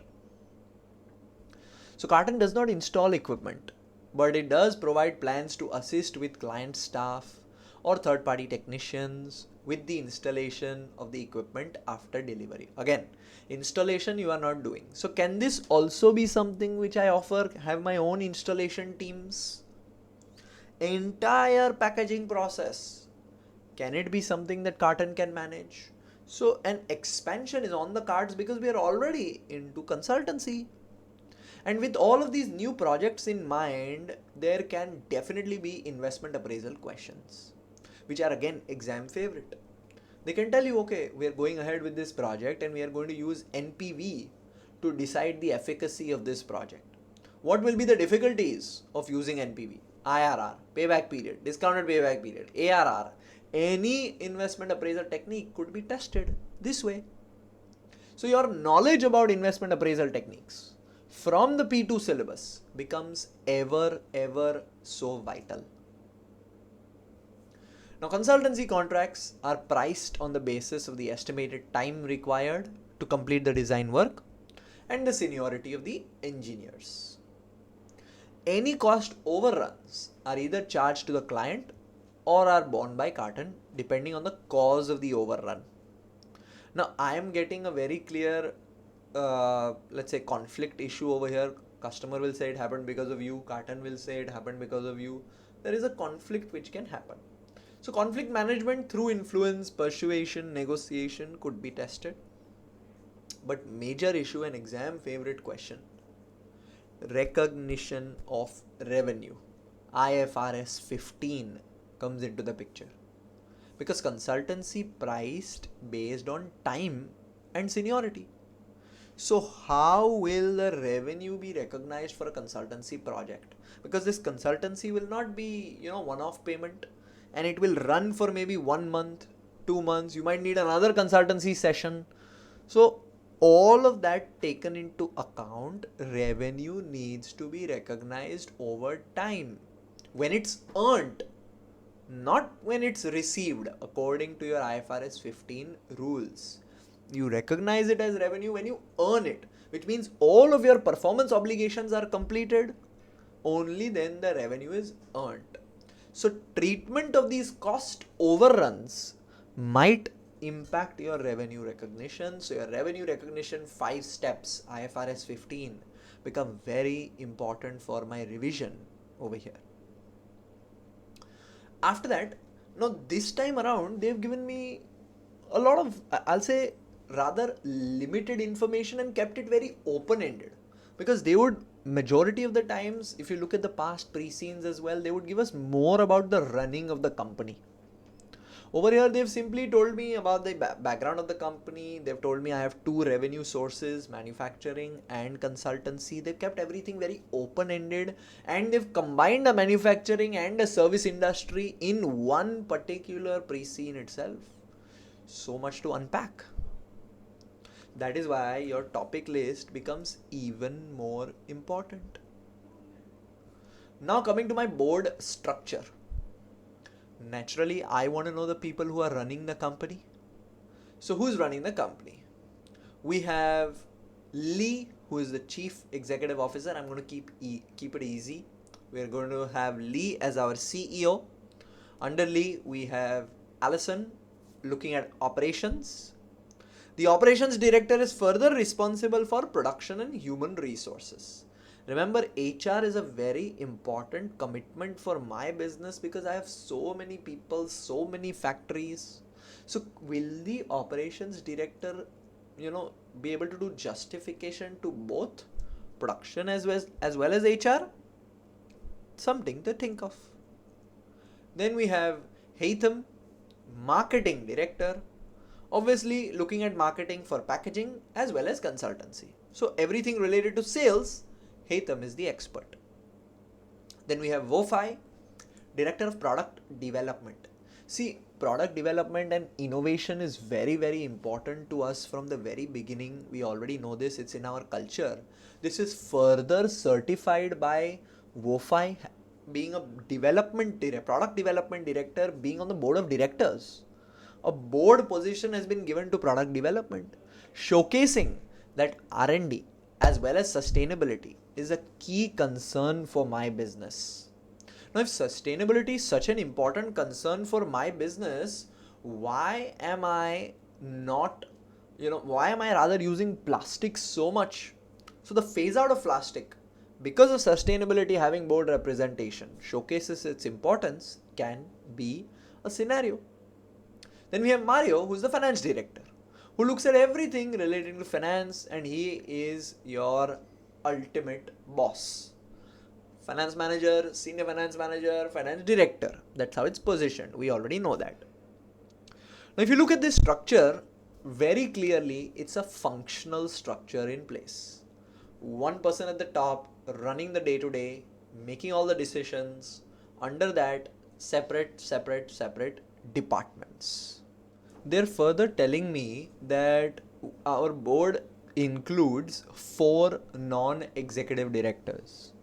We have a chairman, we have 3 other non-executive directors. Now this important information is just for a overview of my company because we are a listed company. So according to the UK Corporate Governance Code, there should be some rules which a listed company has to follow. We should have equal number of executives and non-executive directors. Currently, we have 1 plus 4 on the executive side. CEO plus 4. On the non-executive, we have 1 plus 3.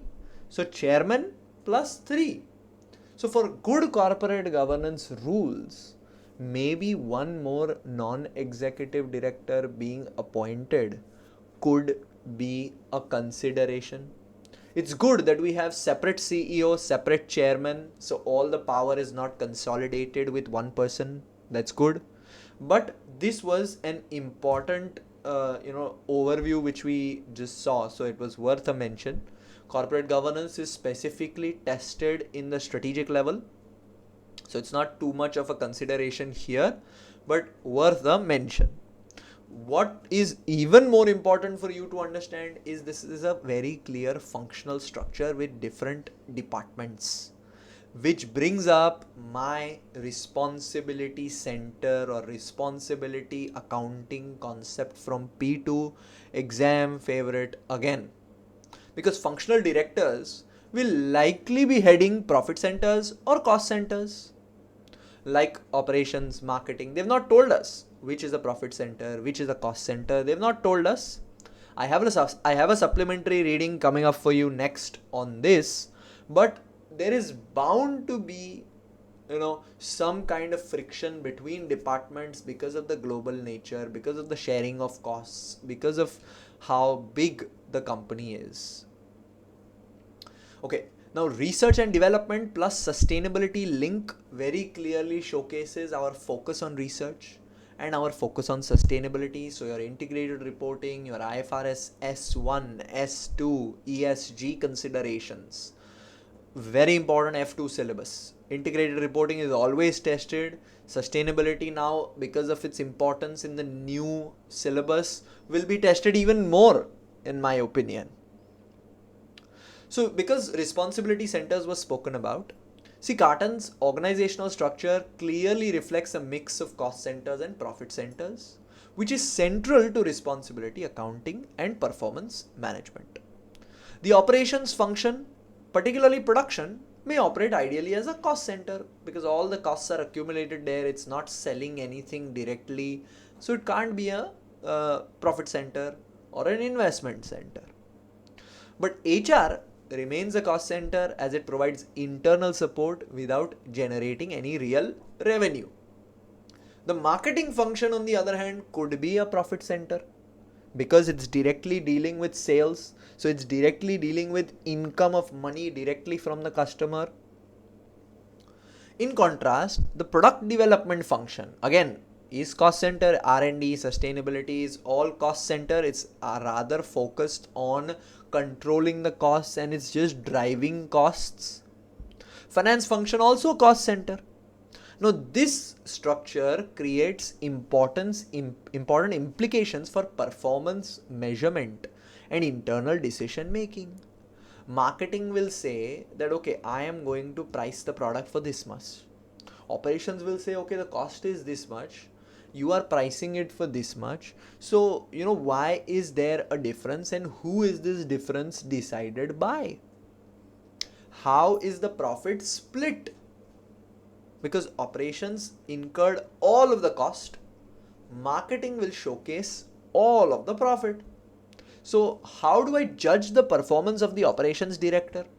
How do I judge the performance of the HR section, of the marketing section? So for performance measurement, responsibility accounting helps. And that is why you can say, okay, you are responsible for keeping the costs low because you are a cost center.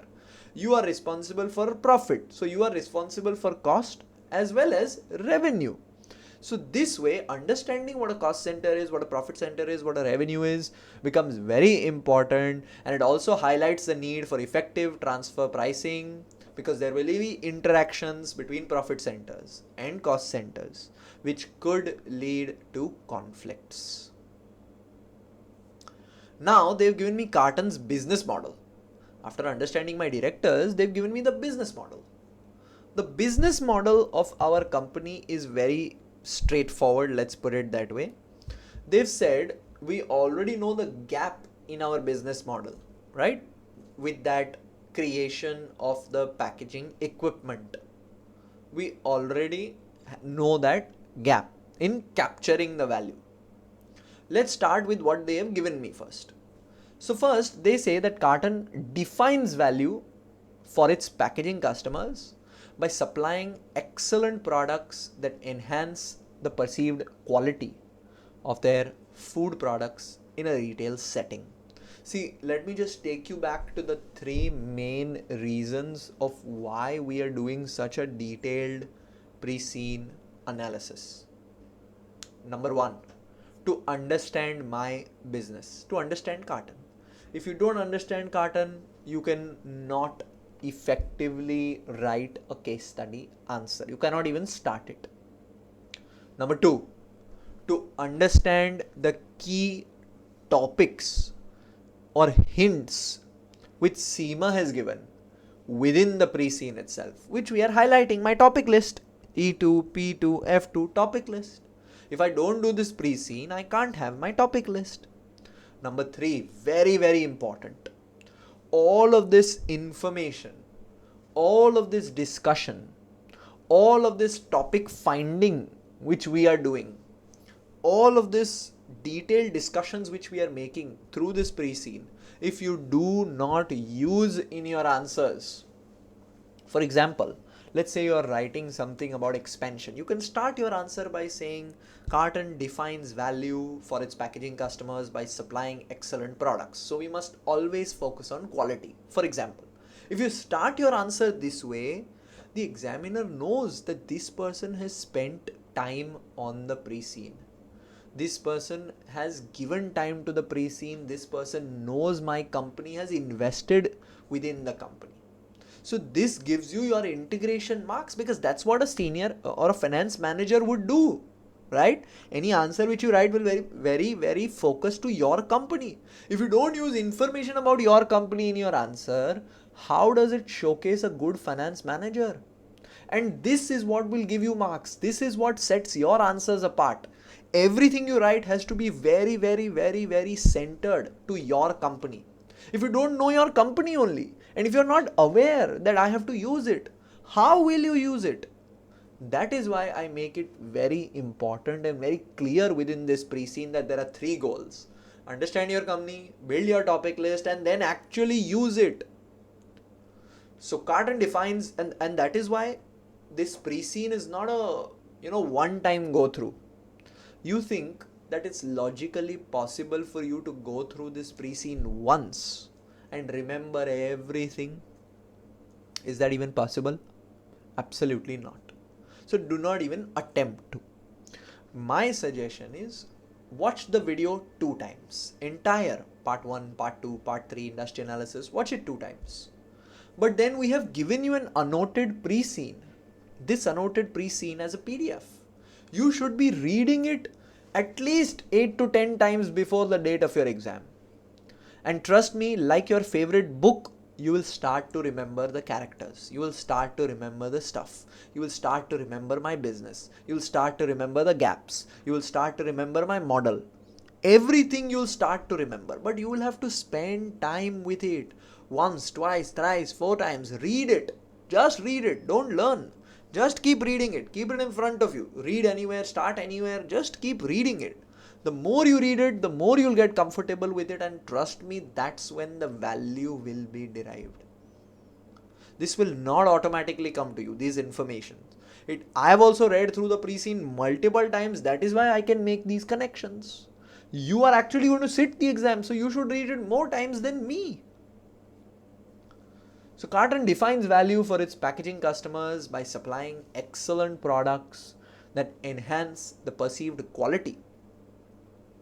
Cartn defines value for its consultants. See, remember, we have 2 lines of revenue. So for each line, I will have to have clear value definers. So my packaging has to be excellent so that it increases the value of my customer. Same way, my consultancy is delivered by applying the expertise of engineers and technicians to recommend the most suitable packaging solutions. Remember, value is defined in terms of perceived quality enhancement. It supports my ability to charge premium pricing. Very clearly, I know this. I am an important part of my customer's value chain. So I can charge accordingly, but there is still competition in the market. So try to be aware of a couple of words in define value so that you can use them when the time comes. Now create value. Okay, now I defined my value that okay, I need to be excellent in my consultancy and in my packaging material. Now how do I create it? I create it through its expertise in manufacturing of packaging and creation of packaging solutions. We already have the expertise, so many factories, so many years. It invests heavily in staff training and development. Again, very clear why HR is important for me, because staff is very important for my business and I'm investing in innovation, in development, so that customers and clients are provided with a consistent and reliable service. Goods and services are delivered on time and at the promised quality. So see, very clear over here is our focus on quality. So total quality management is our focus on team building. So all the team related issues already spoken about it, and my focus on time, promise. So the cost transformation model, the CGMA cost transformation model, 6 points from P2, is something which the business is following even without mentioning. Because okay, I'm focusing on quality, I'm focusing on time, I'm focusing on my commitment, I'm focusing on my expertise, everything is being delivered. So the cost transformation model from P2 is or could be even more considered very clearly, and that is how they can test it in the exam. So creating value. Then how do we deliver this value? How do we deliver this value? Remember, we defined the value. Then okay, I created it. How do I deliver it? Now Cartn is packaging factories and design consultancies in several countries. Packaging customers and packaging solution clients benefit from the company's ability to understand local conditions for the manufacture and sale of packaged food products. So we have been in several countries, and that is giving me an edge because I'm able to understand local conditions. Now see, situation coming up over here related to goodwill and acquisition accounting. How do I quickly enter new countries? By obviously acquiring. So if Cartn acquires another firm, goodwill comes into the picture. You will generally pay more than their assets. What is this extra amount? It's goodwill. So how, let's say we go ahead with an acquisition. How will goodwill be recognized? They will ask you. How will this affect my goodwill? Or how will we face challenges when valuing goodwill? You need to know the goodwill concept. You need to know the goodwill calculation formula. That okay, while calculating goodwill, we add the net assets, we add this, we subtract this. Just knowing the formula, not any sums, but just picturing the formula so that you can explain it. Okay, if this is changing, this is how the goodwill will change. This is changing, this is how the goodwill will change. Same with net assets. Same way, they might tell you that okay, we are buying 30% of this company. So will it be a subsidiary? Will it be an associate? Will it be a joint venture? What will be the accounting treatment of a subsidiary? The accounting treatment for an associate? The accounting treatment for a joint venture? That needs to be explained in theory. No sums, no calculations, but in theory. So this is how F2 group accounting is generally tested, and because we deliver value by being in different countries, it could be a scenario where you acquire. And then how do we capture this value? How do we earn money? So Cartn benefits from the commercial success of its customers and consultancy clients. Customers don't do well, nobody's going to buy your packaging. So meeting their needs boosts demand for packaging and consultancy services. There can be synergy between the two lines. Obviously, there is synergy between manufacturing and consultancy. Consultancy clients sometimes become customers for Cartn's packaging products. Same way, if I expand into making the equipment, then naturally there will be a synergy over there as well. Now this is a high interdependence ecosystem which we are part of. So how we can leverage this? How can we become even more part of the customer's system? That is what we need to understand, and this is my current business model. Remember, your business model currently is highly successful. You are number 6 or one of the 6 largest companies in the world. So this is already working. So remember your business model and see what you can do to enhance this. Because this, when you include within your answers, will really take your answers to the next level, and this will be the integration that the examiners are looking for. Before I end this section, there is a supplementary reading which I have created, which is after going through all of Cartn's details. These topics I feel are, an important consideration still not covered. So Cartn, being a quoted company, must carefully manage its earnings per shares, because any decision to fund expansion through equity will dilute the EPS. So dilution of EPS. What is EPS? What are the effects on the EPS if you were to go for an equity finance? Because this impacts shareholder perception, investor confidence. So IAS 33 can be tested F2. I already told you how consolidation goodwill can be tested. As Cartn continues to grow globally, it may pursue acquisitions of packaging firms, consultancy businesses, or even businesses making, the production line machines which you are considering to expand into. So how will I record the goodwill? F2. Next, with 27 factories and global consultancy operations, Cartn requires robust budgeting systems. If you don't budget well for this scale, it will be a problem. And while budgeting, you need to use your concepts of sensitivity analysis and stress testing. You should stress test your created budgets. If this is my created budget, but if my, let's say, plastic price goes up, or if I try to remove these plastic caps and add paper caps, the cost goes up. What will happen? Stress testing, sensitivity analysis.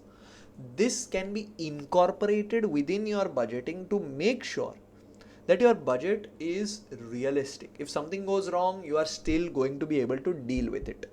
So sensitivity analysis, stress testing from P2 become very important and related to budgeting. A very favorite question nowadays is real options, because Cartn's strategic flexibility, such as the option to expand consultancy services, enter into equipment manufacturing, or delay investments, reflects that we currently have options.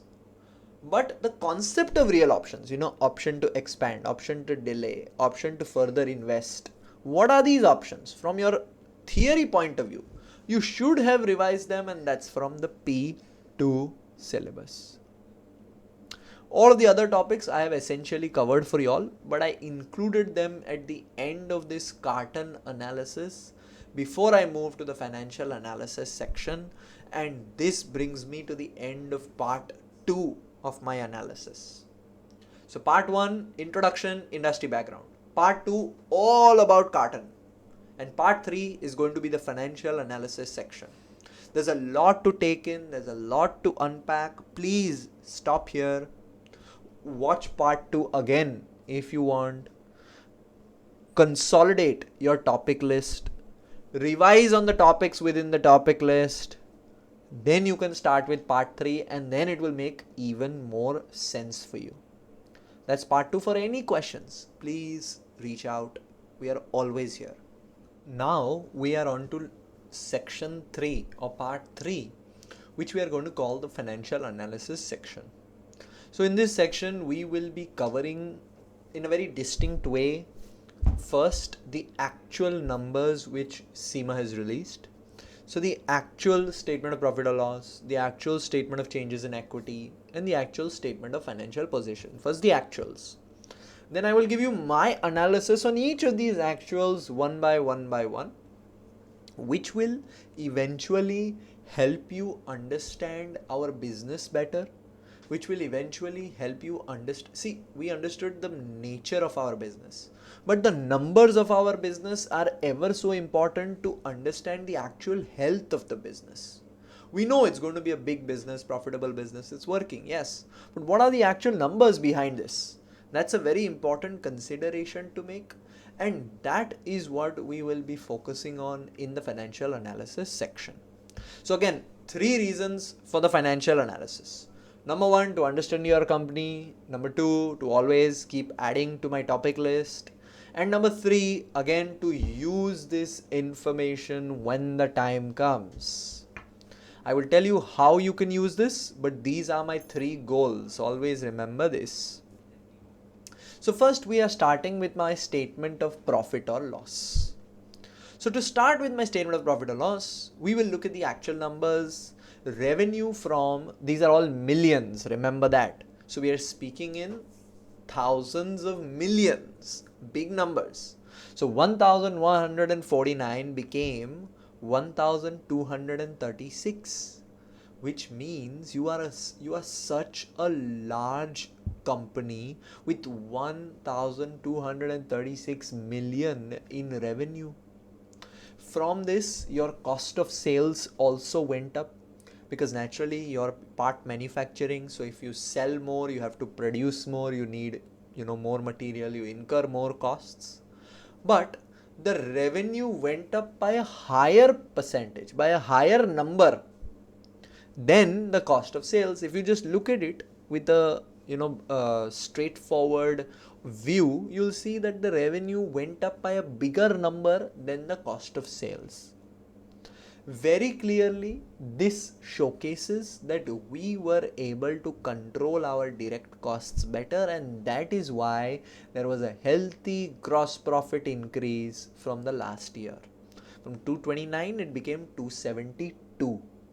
So I am not trying to remember these numbers, but from these numbers I am trying to understand my company better, that I'm a huge company with 1236 million in revenue. I was able to control my direct costs, and that is why positive revenue, able to control my costs, my gross profit was a healthy increase of close to 42 million from the last year. Okay, my revenue went up, but I was able to reduce my admin expenses. So my internal department running expenses, I was able to reduce, again able to control operating costs, which will give me a very healthy operating profit increase, because all my costs have been controlled and revenue has gone up. So operating profit increased. Good sign, very good positive sign for the business. Close to 50 million in operating profit increase. My finance costs went down. Now, logically, only 2 reasons why finance costs can go down. 1, you repaid a loan, that is why you didn't have to pay interest. Or second, the percentage of interest on your loans reduced. We will see what happened over here when we go to the financial position, because there we'll see what happened to our non-current or current liabilities. But essentially, this is why finance costs can go up or down. They've gone down in this case. Last year also they had reduced. This year they further reduced. So all of my costs I was able to control. Profit healthy increase from 79 to 127. My tax also went. Now last year there was a tax reduction, or rather a tax of 10 million was paid. This year we paid a tax of 16 million. So okay, tax has gone up. Now this can be very straightforward. Okay, you made a higher profit, so you pay a higher tax. That can be a direct read through. A second reason can be, see, remember you're a global company. So in certain countries, higher tax countries, you made a higher profit this year. That can also be the case. They have not given us a breakdown over here. It's for us to assume. There can be 2 reasons. 1, obviously you've made more profit, so you pay more tax. And number 2, in certain operations, in certain countries, last year you reported less tax. less profit, sorry, so you paid less tax. This year in that same country, there is a higher profit, so you paid a higher tax. There can be two reasons for this. And eventually, after all of this also, there is almost a very significant increase. Let's say for the profit for the year from 68 million, it becomes 111 million. All of my cost controlled, business revenue moving in the right direction, strong business, ready to expand, ready to move into new avenues because current business, let's say model is going very, very strong. Now, to make an analysis, see, naturally you can't remember all of these numbers. You can't remember that, okay, last year it was 68, this year it became 111, last year it was 79, profit before tax became 127. You can't remember all of that. Humanly, it's not possible. So what we did for you is, we created percentages. And from these percentages also, I am not going to tell you to remember everything. It's not possible. I will try to tell you to remember 1 or 2 percentages here and there and use it when the time comes. So let's say you can say that our profit before tax increased by 61.5%, for example. Just giving an example. Or our operating profit increased by 52%, just giving an example.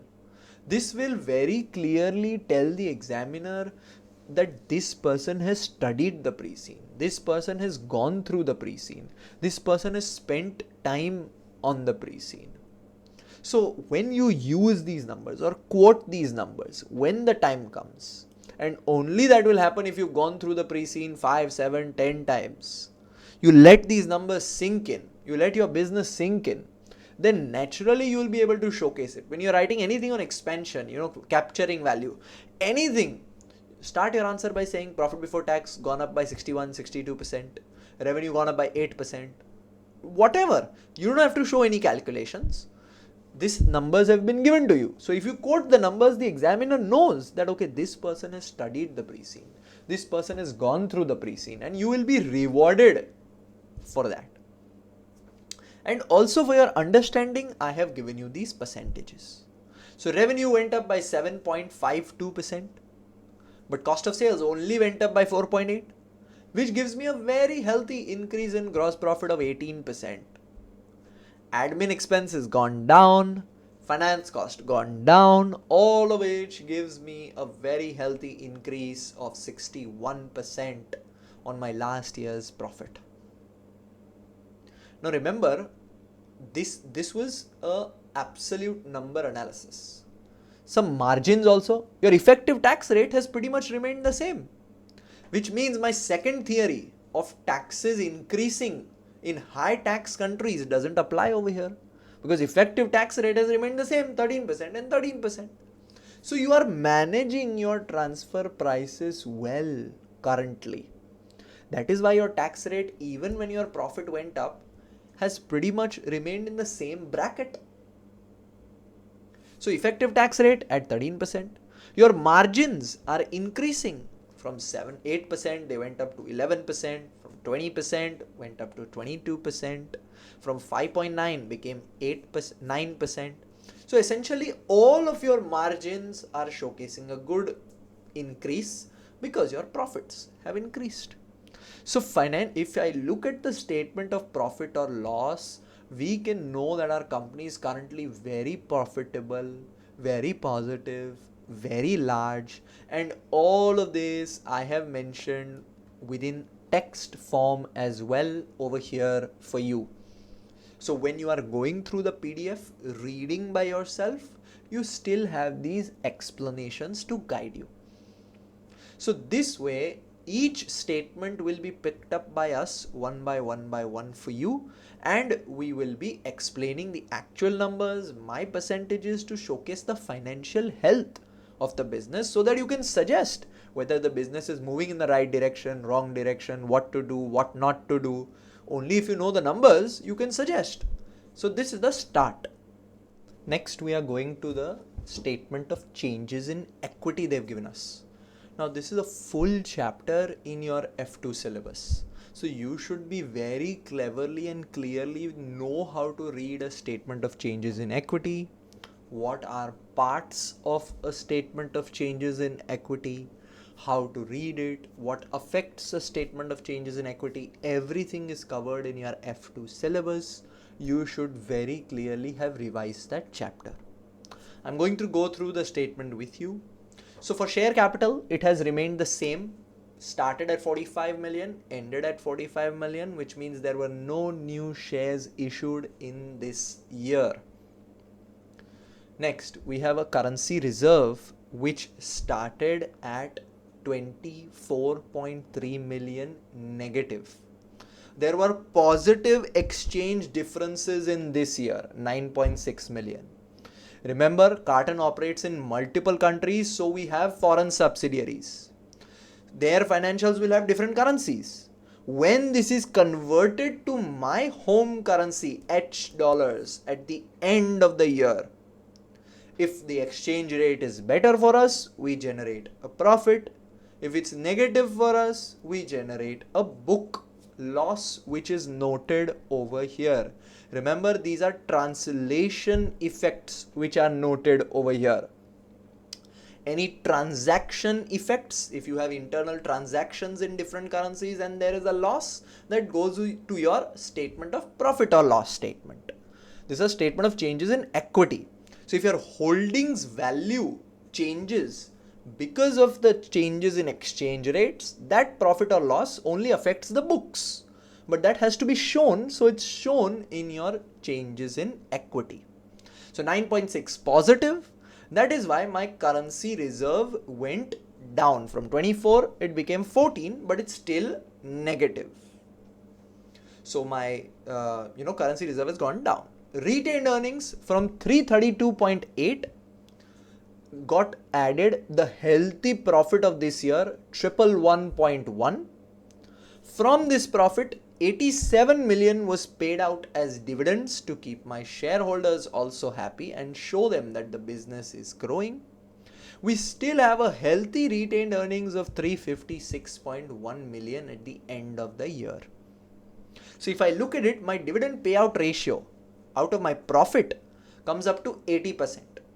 So okay, 80% of the profits were paid out, but still the company has a healthy retained earnings position. So we have still kept 21% of the profits within the business for reinvestment. Now I can say that our company has a healthy retained earnings, yes, but if in this year majority of my profits are paid out, do you think the business is planning something very new for the next year? Remember, our year end is 31st March 2026.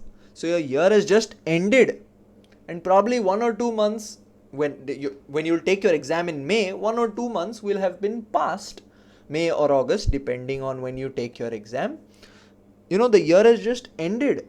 So essentially, if you are planning for something big coming up in the future, will you pay out 80% of your profits? I don't think so. You would retain your profits so that you can invest more within your business. So large percentage of profits paid out because maybe immediately there is no plan to expand, or maybe we do not have any positive NPV projects right now within the pipeline. But that doesn't mean that they can't come up. Doesn't mean that the scenario of expansion does not come up. This is just what we are trying to decipher from the financial analysis statement which they have provided us. When they give us a statement, we try to find reasons for it. That's what we are trying to do. Everything that I've spoken about has been mentioned over here as well for you. That's our statement of changes in equity. Now we have statement of financial position, balance sheet, a very important bottom line for the business, because this showcases my assets, my liabilities. So let's come to assets first. Remember, we have our own design software, plus we have many patents and all of that. So our intangible assets from the last year have remained the same, 142.6. Now again, they have remained the same. Doesn't mean there was no change during the year. There could have been impairments during the year bringing the value down. Plus, there could have been new additions. So, coincidentally, both the numbers match. That could be one reason. Second reason could be they have remained the same and there has been no change. So, okay, intangible assets remained at 142 million, which is still a very big part. My property, plant and equipment from 249 became 258. So, went up. Either we purchased new or there was an upward revaluation. That brings me to my total non-current assets at a total of 400 million, close to 8 million increase from last year. Current assets, my inventory pretty much remained stable, 110, 104. I won't say there is a drastic increase. Same with the receivables in the same zone, same with the bank. So I'm not seeing something on the asset side which is very alarming. It's pretty much remained stable for a company that is growing, company that's moving in the right direction. I would say we are in a very stable, solid position from the asset side. On the equity side, share capital has remained the same. Our currency reserve, remember, has gone down because we made a profit on the currency reserve, on the currency translation. Healthy retained earnings, 356 gives me my total equity, 386.4, which has increased from last year. Why? Because retained earnings, because profit has gone up, so retained earnings went up, so equity side went up. Loans from 161 became 154. A very good sign for the business that you are growing, you are still able to repay the money. So loans went down, and that is why in your profit or loss, the finance cost had also gone down. That very much ties in over here. Loans went down, finance cost went down. Payables went down, tax went down. So if you're seeing your liabilities are going down, whereas your asset side is increasing. So I would say business is stable, business is solid, business is generating cash, business is growing. So expansion further is on the cards. No business wants to stop because you've already done well in your market. So now how do I further expand? That's on the cards. This is my equity side. Again, nothing too alarming. I want to discuss some ratios over here and bring in some important topics now. Now, these ratios I like to discuss because these are important signs about a company's health. My ROCE is going to be very positive, profitable over here because firstly, investors are going to be very happy because my profit has gone up, I paid a dividend, plus if they invested in my business from a 17% return, this year I was able to give them a 26% return. Again, something which you can remember and use when the time comes. That our ROCE is increasing. From 17 it became 25%. A strong ROCE of 26% this year showcases the business is ready to move forward. For example, something like that, a statement like that in your answers is a real statement. Tells the examiners you've studied the pre-scene. Same with the non-current asset turnover. Went up. All of this will be positive because why? Your major areas like your revenue, your profit, all have gone up. Your current ratio and your quick ratio, which showcases the liquidity of the business, from 1.91 became healthier, went up to 2. Remember, a healthy current ratio is 2 part asset, 1 part liability. So currently we are in that zone. First time they've ever given a company in the pre-scene which is in a comfortable cash position as well. So 2:1. If you look at the numbers also over here, you will see that my current asset total is coming up to 274 and my current liability 134. It's roughly half. So current assets are 2 part, liabilities is 1 part. Even if I remove my inventories, which is the quick ratio, you'll still come at 1:1, which is a good quick ratio, ideal quick ratio. So from the cash position wise, working capital wise, everywhere the business is well controlled. Gearing, a very important ratio and a very important formula for your F2 syllabus because it directly links to your cost of debt. Your gearing from 31 went to 28. Why? Because part of debt was paid out. Now this is very important from the F2 perspective and in the MCS exam because they often ask a lot of questions around it. Why? Because let's say loan is or rather let's bring in the concept of debt being cheaper than equity. See, if you have studied your F2 syllabus, you'll know that debt is cheaper than equity. Why? Because interest is tax deductible. From your profit, you deduct the interest and then a tax is paid. So effectively your profit is becoming low and then you are paying a tax, so your tax rate is less or your paid tax is less. So interest is tax deductible. It's more profitable to use outside money than to use my own money or than to use my shareholders' money, equity money. So over here, we have repaid a loan and from 31, we brought our gearing down to 28, which is still a very good sign for the business that we have lot of debt capacity. If we were in the need of finance to grow, we have debt capacity because our debt has reduced and we are a strong company with good assets. So our asset side is strong. We are a company who has a strong asset side, strong cash ratio, strong current ratio, strong quick ratio, but our gearing has gone down, which means we have good debt capacity. So if you were to suggest, or let's say if they tell you, okay, should we go with debt finance, equity finance, you can tell them that our gearing currently sits at 28%, reduced from last year, which very clearly showcases that we can go for debt finance as debt is cheaper than equity. If you don't know your company's current position, how will you suggest and what will you suggest? That is why knowing your company's current position through this ratio analysis becomes very, very important, and my gearing is at 28.4. Everything that I explained to you has been presented over here. So we are relying less on debt finance right now and majorly using my internally generated profits to push the business forward, use it within the business for reinvestment. So we have debt capacity plus we have strong financials. They've now given us sustainability section. First time. Further showcasing sustainability as a strong theme within this exam, which you can expect. So for sustainability, the first dimension we are covering is governance.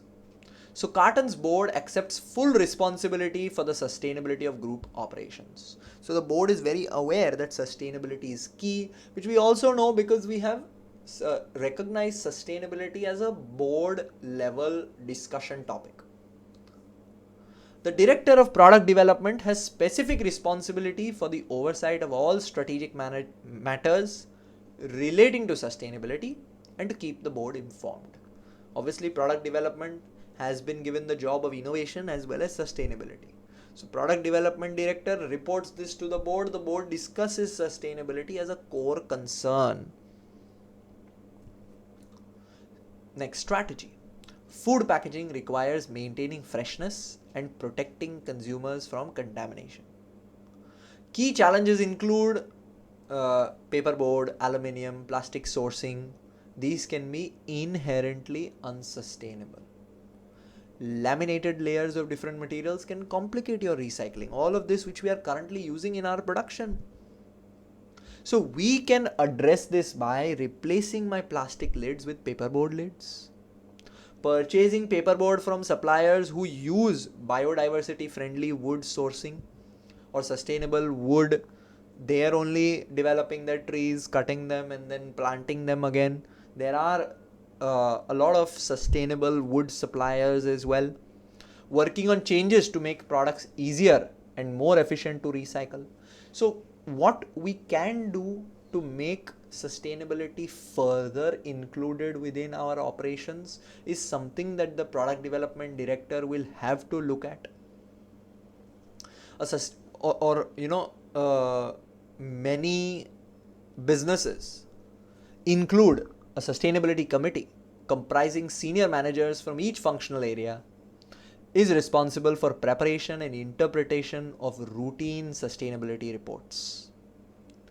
Department heads are required to report to the sustainability committee if they fail to achieve targets. Now, this is a very solid business structure which has been set, and a commitment to sustainability which you can see or notice over here.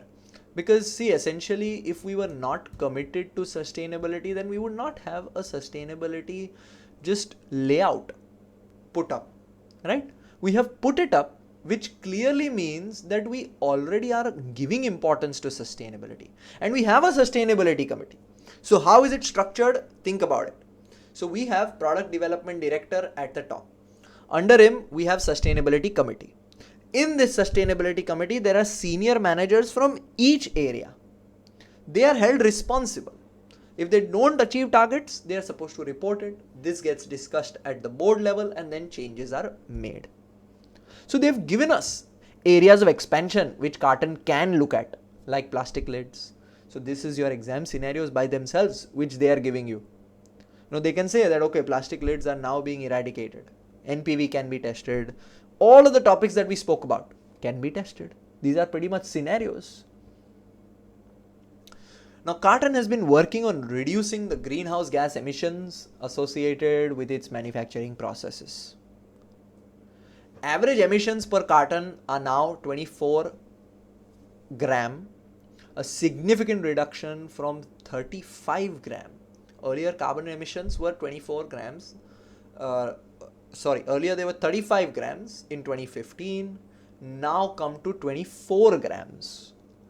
So representing a 31% reduction over the decade. How and why is this possible? Because we are committed to sustainability. Now this is a major hint which you need to also use within your answers, telling them that, okay, we are committed to sustainability, and that is why I have reduced our carbon emissions by 31%.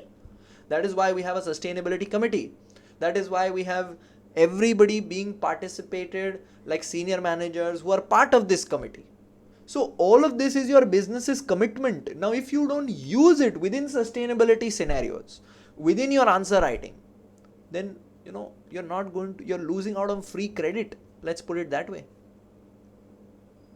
So if I make an analysis, all of this is directly linked to my integrated reporting, my 6 capitals of integrated reporting, and my sustainability performance measures required now under IFRS S1 and S2. Remember, these are also KPIs. These are examples of KPIs which you can set for your business. Carbon emissions per carton, we had already set. But now new KPIs can be set to make sure that sustainability rules are being followed. Because this is a major risk. If this is not dealt with, if sustainability keeps becoming an issue for the business, then it's going to be a major risk for you. Because we know in this business, in this market, sustainability has become a major key trend. That's Cartn's statement of changes in profit or loss, changes in equity and the financial position analyzed for you. Now to a fun section which they have provided, which is comparison with your competitor. They told you are one of the 6 largest, but what about people who are closest to you? So closest to you is Valbox. They have said that Valbox is one of 5 major rivals to Cartn in the manufacture of cartons and tubs.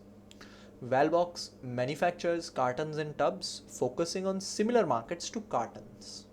So they are competing with us in the manufacturing segment exactly like for like. But unlike us, Valbox concentrates on manufacturing, does not do consultancy service. So my business model and their business model is different. They are manufacturing only. I am manufacturing plus service. So I go beyond and give that extra value to my customer. So essentially Valbox is using a focus strategy, only focusing on manufacturing. Cartn is differentiating. We looked at manufacturing plus we looked at consultancy. So the pricing will vary, and it will be very important for me to have a good external market analysis using the pestle or using the 5 forces, because I will need to see what my major 5 competitors are doing. I'm only competing with these 5. So what my major 5 competitors are doing, how I can stay different, how I can price different is going to be a very important consideration from Cartn's perspective. And that is why we are reading this Valbox's annual report this way. So now same way, what we are going to do is we'll analyze Valbox's annual report for you, and then we'll see the differences with Cartn. So major reason for analyzing Valbox's statements is to understand how, where, when, why it's different to us, so that we can find an opportunity or we can find an area to expand or look into. So to make it interesting, we'll look at both companies side by side to have an actual sense of where each company stands. If I look at revenue, I'm looking at 2026. Both companies are comparable. So they're in the same zone, but their revenue is close to, let's say, 90 million more than ours. We're at 1236, they're at 1322. So their revenue is higher than me. So in terms of revenue, Valbox is a bigger company than mine. Naturally, they're making more, so their cost of sales will be more. They're only manufacturing, so their cost of sales will be more. They have had an increase in cost of sales. They have also had an increase in revenue like us, but they have been able to control their costs of sales, and essentially their gross profit has also increased. Company to company, both companies are growing, but Valbox has a bigger revenue than me, even though it only focuses on manufacturing. I do manufacturing as well as consultancy. They do only manufacturing, but still their revenue is bigger than me. Their admin expenses also went down. Their finance cost also went down. So maybe it was a year where everybody is repaying loans. Their tax went up. So pretty standard profit or loss. But from this, I can see that both companies have been able to control their costs well, but Valbox, being only a manufacturing company, is still ahead of me in terms of revenue. So let's do a percentage comparison now. If I compare percentages, yes, their revenue is higher than me. They have grown, but I have grown at a faster pace. 7.52% is my growth. Theirs is 6.39. Still positive, still in the right direction, but I was able to control my cost of sales as well. And that is why my gross profit, my revenue increase was more, my cost of sales increase was less, and that is why I was able to present a higher gross profit than them, almost double to theirs. Why? Because cost controlled, revenue increased. Their revenue increased, but cost also went up by pretty much the same. If you see, there's only a 1% gap between their revenue and cost of sales increase. So mine was better because revenue increase plus cost controlled. That is why gross profit was much better. Why? This showcases a very clear distinction of us having a services department as well, because services don't really need any manufacturing, right? So the costs for services are generally lower because you don't need your whole elaborate manufacturing process. It's a service. So including services within my portfolio was a good sign, which increased my revenue, increased my value, and eventually low cost, high profit, which is showcasing in my gross profit as well. Admin expenses, if you look at both companies, their admin expenses were 111 and they became 119. So their admin expenses went up. I was able to control them. All of this is leading to a very healthy operating profit for me at 52%. Finance costs for both companies have gone down, but my heavy increase in gross profit, control in costs, gives me a higher profit percentage, operating profit and profit before tax. Tax rate for pretty much both the companies is the same, but my margins are better than them. If you look at my operating margin, if you look at my, essentially my profit figures are better than them, but my margins, they are better. Why? Because their profit numbers are bigger. They're a bigger company than me. So efficiency wise, we still have some margin competition to look at. But year on year, if I look at the growth, we are moving in the right direction. We have the right service plus manufacturing mix, which is giving us a healthy profit.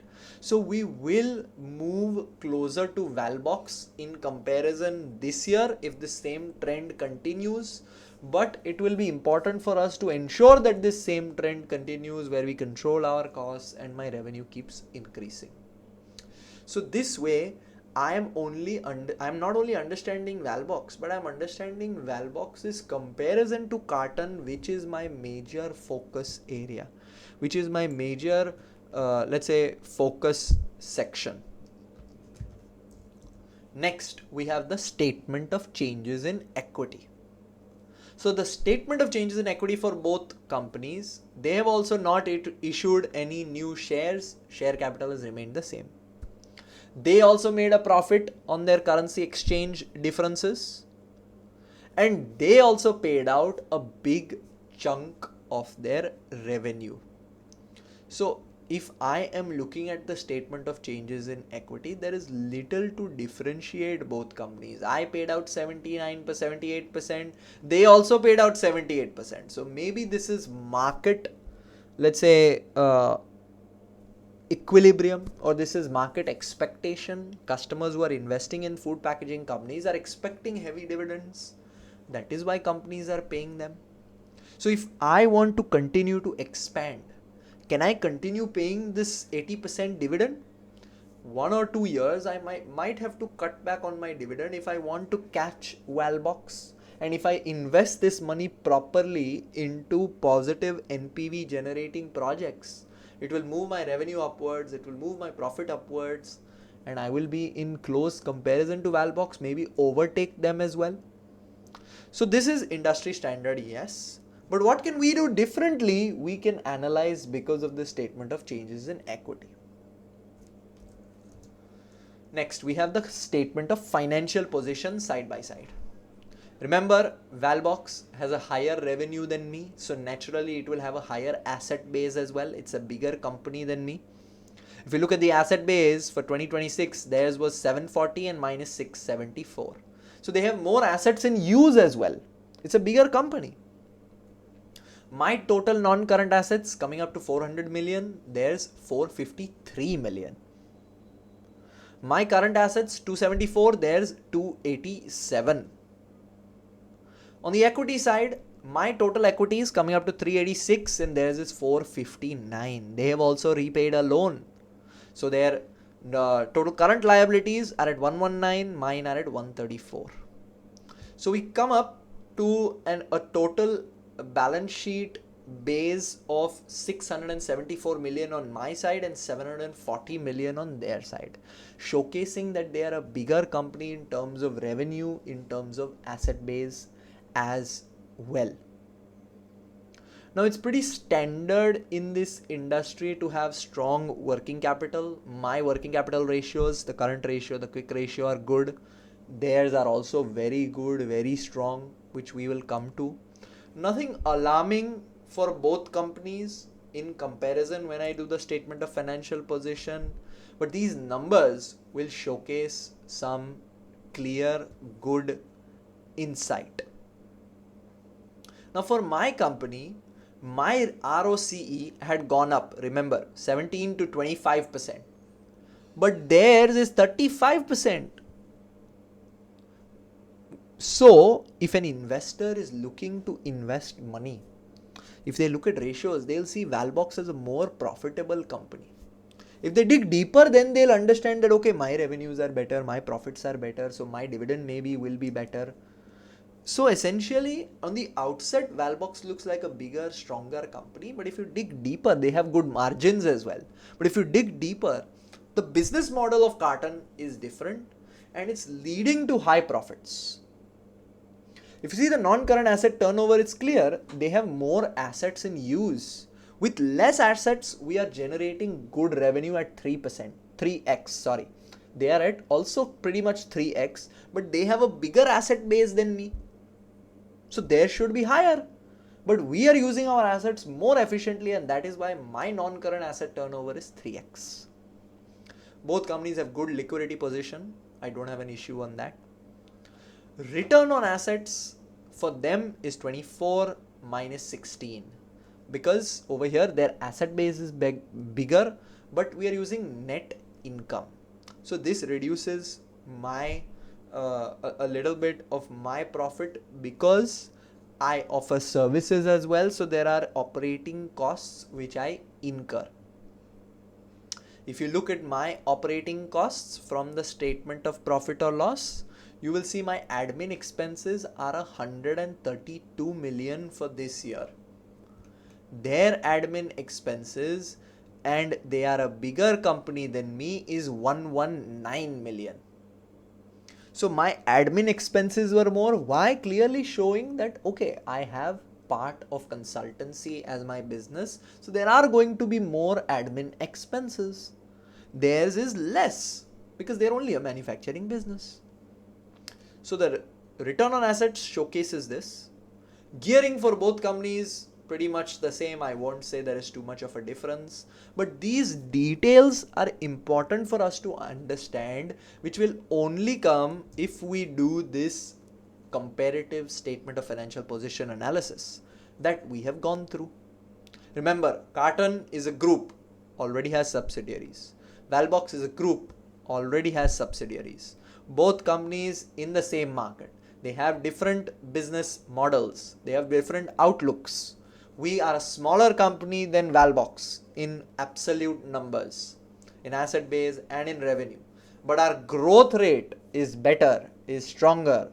Our model is different. So my profit is stronger. All of which is what we are competing on to go close to Valbox and even overtake them to maybe become number one within this market. Now, all of this I have further explained within my pre-scene analysis one by one. There is no difference within what I have shown you, and the analysis is just that for explanation purposes, I chose to present it in a different way. If you look at our PDF, you'll see first the analysis. First the absolute numbers, then the analysis. Absolute numbers, analysis. Absolute numbers, and comes the analysis, and then the comparison. I directly dealt with both the absolute numbers for you, then did the comparison. So you understand it better.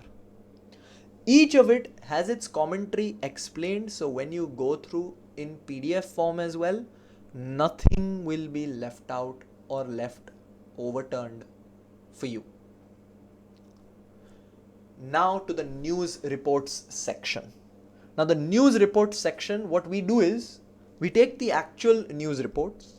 I recommend everybody read the actual news analysis which CIMA has released within the pre-scene itself. Read the actual article that CIMA has included as part of the pre-scene. It's just an article. I want you to read the actual and then read my summary on it. I present my summary and I present my relevance in this analysis. Obviously, this will cover everything that's important for you, but we try to summarize it. We try to reduce your exposure to unwanted information so that we can obviously focus on the important areas. So, okay, coming to the news report section, the first report is all about, or the first news segment is all about, coming up, I'm just opening it up for myself, is all about what are drinks cartons made of? That's the question. So the question is, what are the drinks cartons made of? So children's publication addressing reader questions on drink cartons. Cartons are made of paperboard, polythene, aluminium. Paperboard is thickest, polythene is outer layer, protects from liquid spills, and aluminium is blocks light. We already know this, but this is a very clear indication that discussion of sustainability, and what they often do is from these news articles itself, they create your themes in the exam. They create your unseens in the exam. Now we already know that sustainability is going to be a major theme which has already been picked up earlier, and it's been picked up in this article also. So then they explain recycling. Paperboard is fully recyclable, plastic and aluminium not separated, and where facilities are absent, they are not recyclable at all. So do we have our facilities which help with recollection of plastic and aluminium? We use plastic majorly. So are we repurposing it? Are we recycling it? The relevance to Cartn is that we should deal with this recycling challenge. We should make consumers aware about sustainability. We should try to repurpose. If we are still using plastic, we should try to repurpose this, because this will purpose us for, or rather position us well for future compliance. Because if we are not committed to sustainability right now, in the future we might face issues. So the first article summary is all about sustainability. The second article is real recycling requires circularity. Again, all centered around recycling. Now, recycling is the recovery of materials returned to their original state for reuse. Repurposing is creating something useful from a product end of its useful life. So plastic bottles repurposed into building insulation, for example, or they're repurposed into building, let's say, whatever. In today's modern world, you can pretty much repurpose anything to make anything. The argument is that repurposing still requires new materials. If you want to repurpose plastic, you'll still have to run it through production. That production itself is causing green emissions. Tracking difficulty, it's difficult to track the measure of repurposed materials. The product design becomes an issue, so your target costing can come into the picture over here. Theme around repurposing, think. I have already analyzed all of this for you, but I'm telling you that they create themes from the news analysis section. So you need to be aware of it. You need to read this very, very carefully. You need to read the article very, very carefully. You need to come back to this summary which I have created and read it carefully, because this has very clear relations to my syllabus areas already pointed out, plus chances of themes which can be created. This is very relevant to Cartn because we do have a circularity problem. If you give these plastic caps and all to customers, how will you correct it back? Plus separating all of the all of this material will become difficult. Strategic alignment. Cartn's stated goal of making products easier to recycle is directly aligned with this article's message. So it could be a direction that the business takes. It's a reputational risk if we don't adhere to. And we need to report on this, which is where your IFRS S1, S2 coming into the picture. Because if you don't report on it, what you've repurposed, if you don't report on it, how do people know? It's like your marketing strategy as well. Next comes a career as a design engineer. So first two were dealing with manufacturing, or pretty much manufacturing related sustainability. The next one is career as a design engineer. Remember, design engineers are important people for us. So role of design engineers is to innovate, obviously, is to create digital models and better use of software, computer aided software to visualize end products, to create prototypes, and to help with prototyping to remove as much as possible the extra costs, the extra steps. So design engineer is a person who is going to help us better my products, create quick prototypes, better help with innovation. It's a key purpose and a key skill which Cartn is already committed to. So key skill of this person is vision, upgrading the existing products, modeling, and even repurposing ideas. This directly relates to Cartn in terms of sustainability, being different from your competitors, retaining people within your business. So essentially, if you look at the key themes of the news articles, you will see sustainability is key, product design is key, educating the customer is key, and the company that deals with innovation will be the company that succeeds. I want you to very carefully read the articles in the pre-scene and then read my analysis, my summary on it, because that is what brings us to the end of this marathon pre-scene analysis. For any questions, please feel free to reach out to me. That's the end of this pre-scene. Thank you.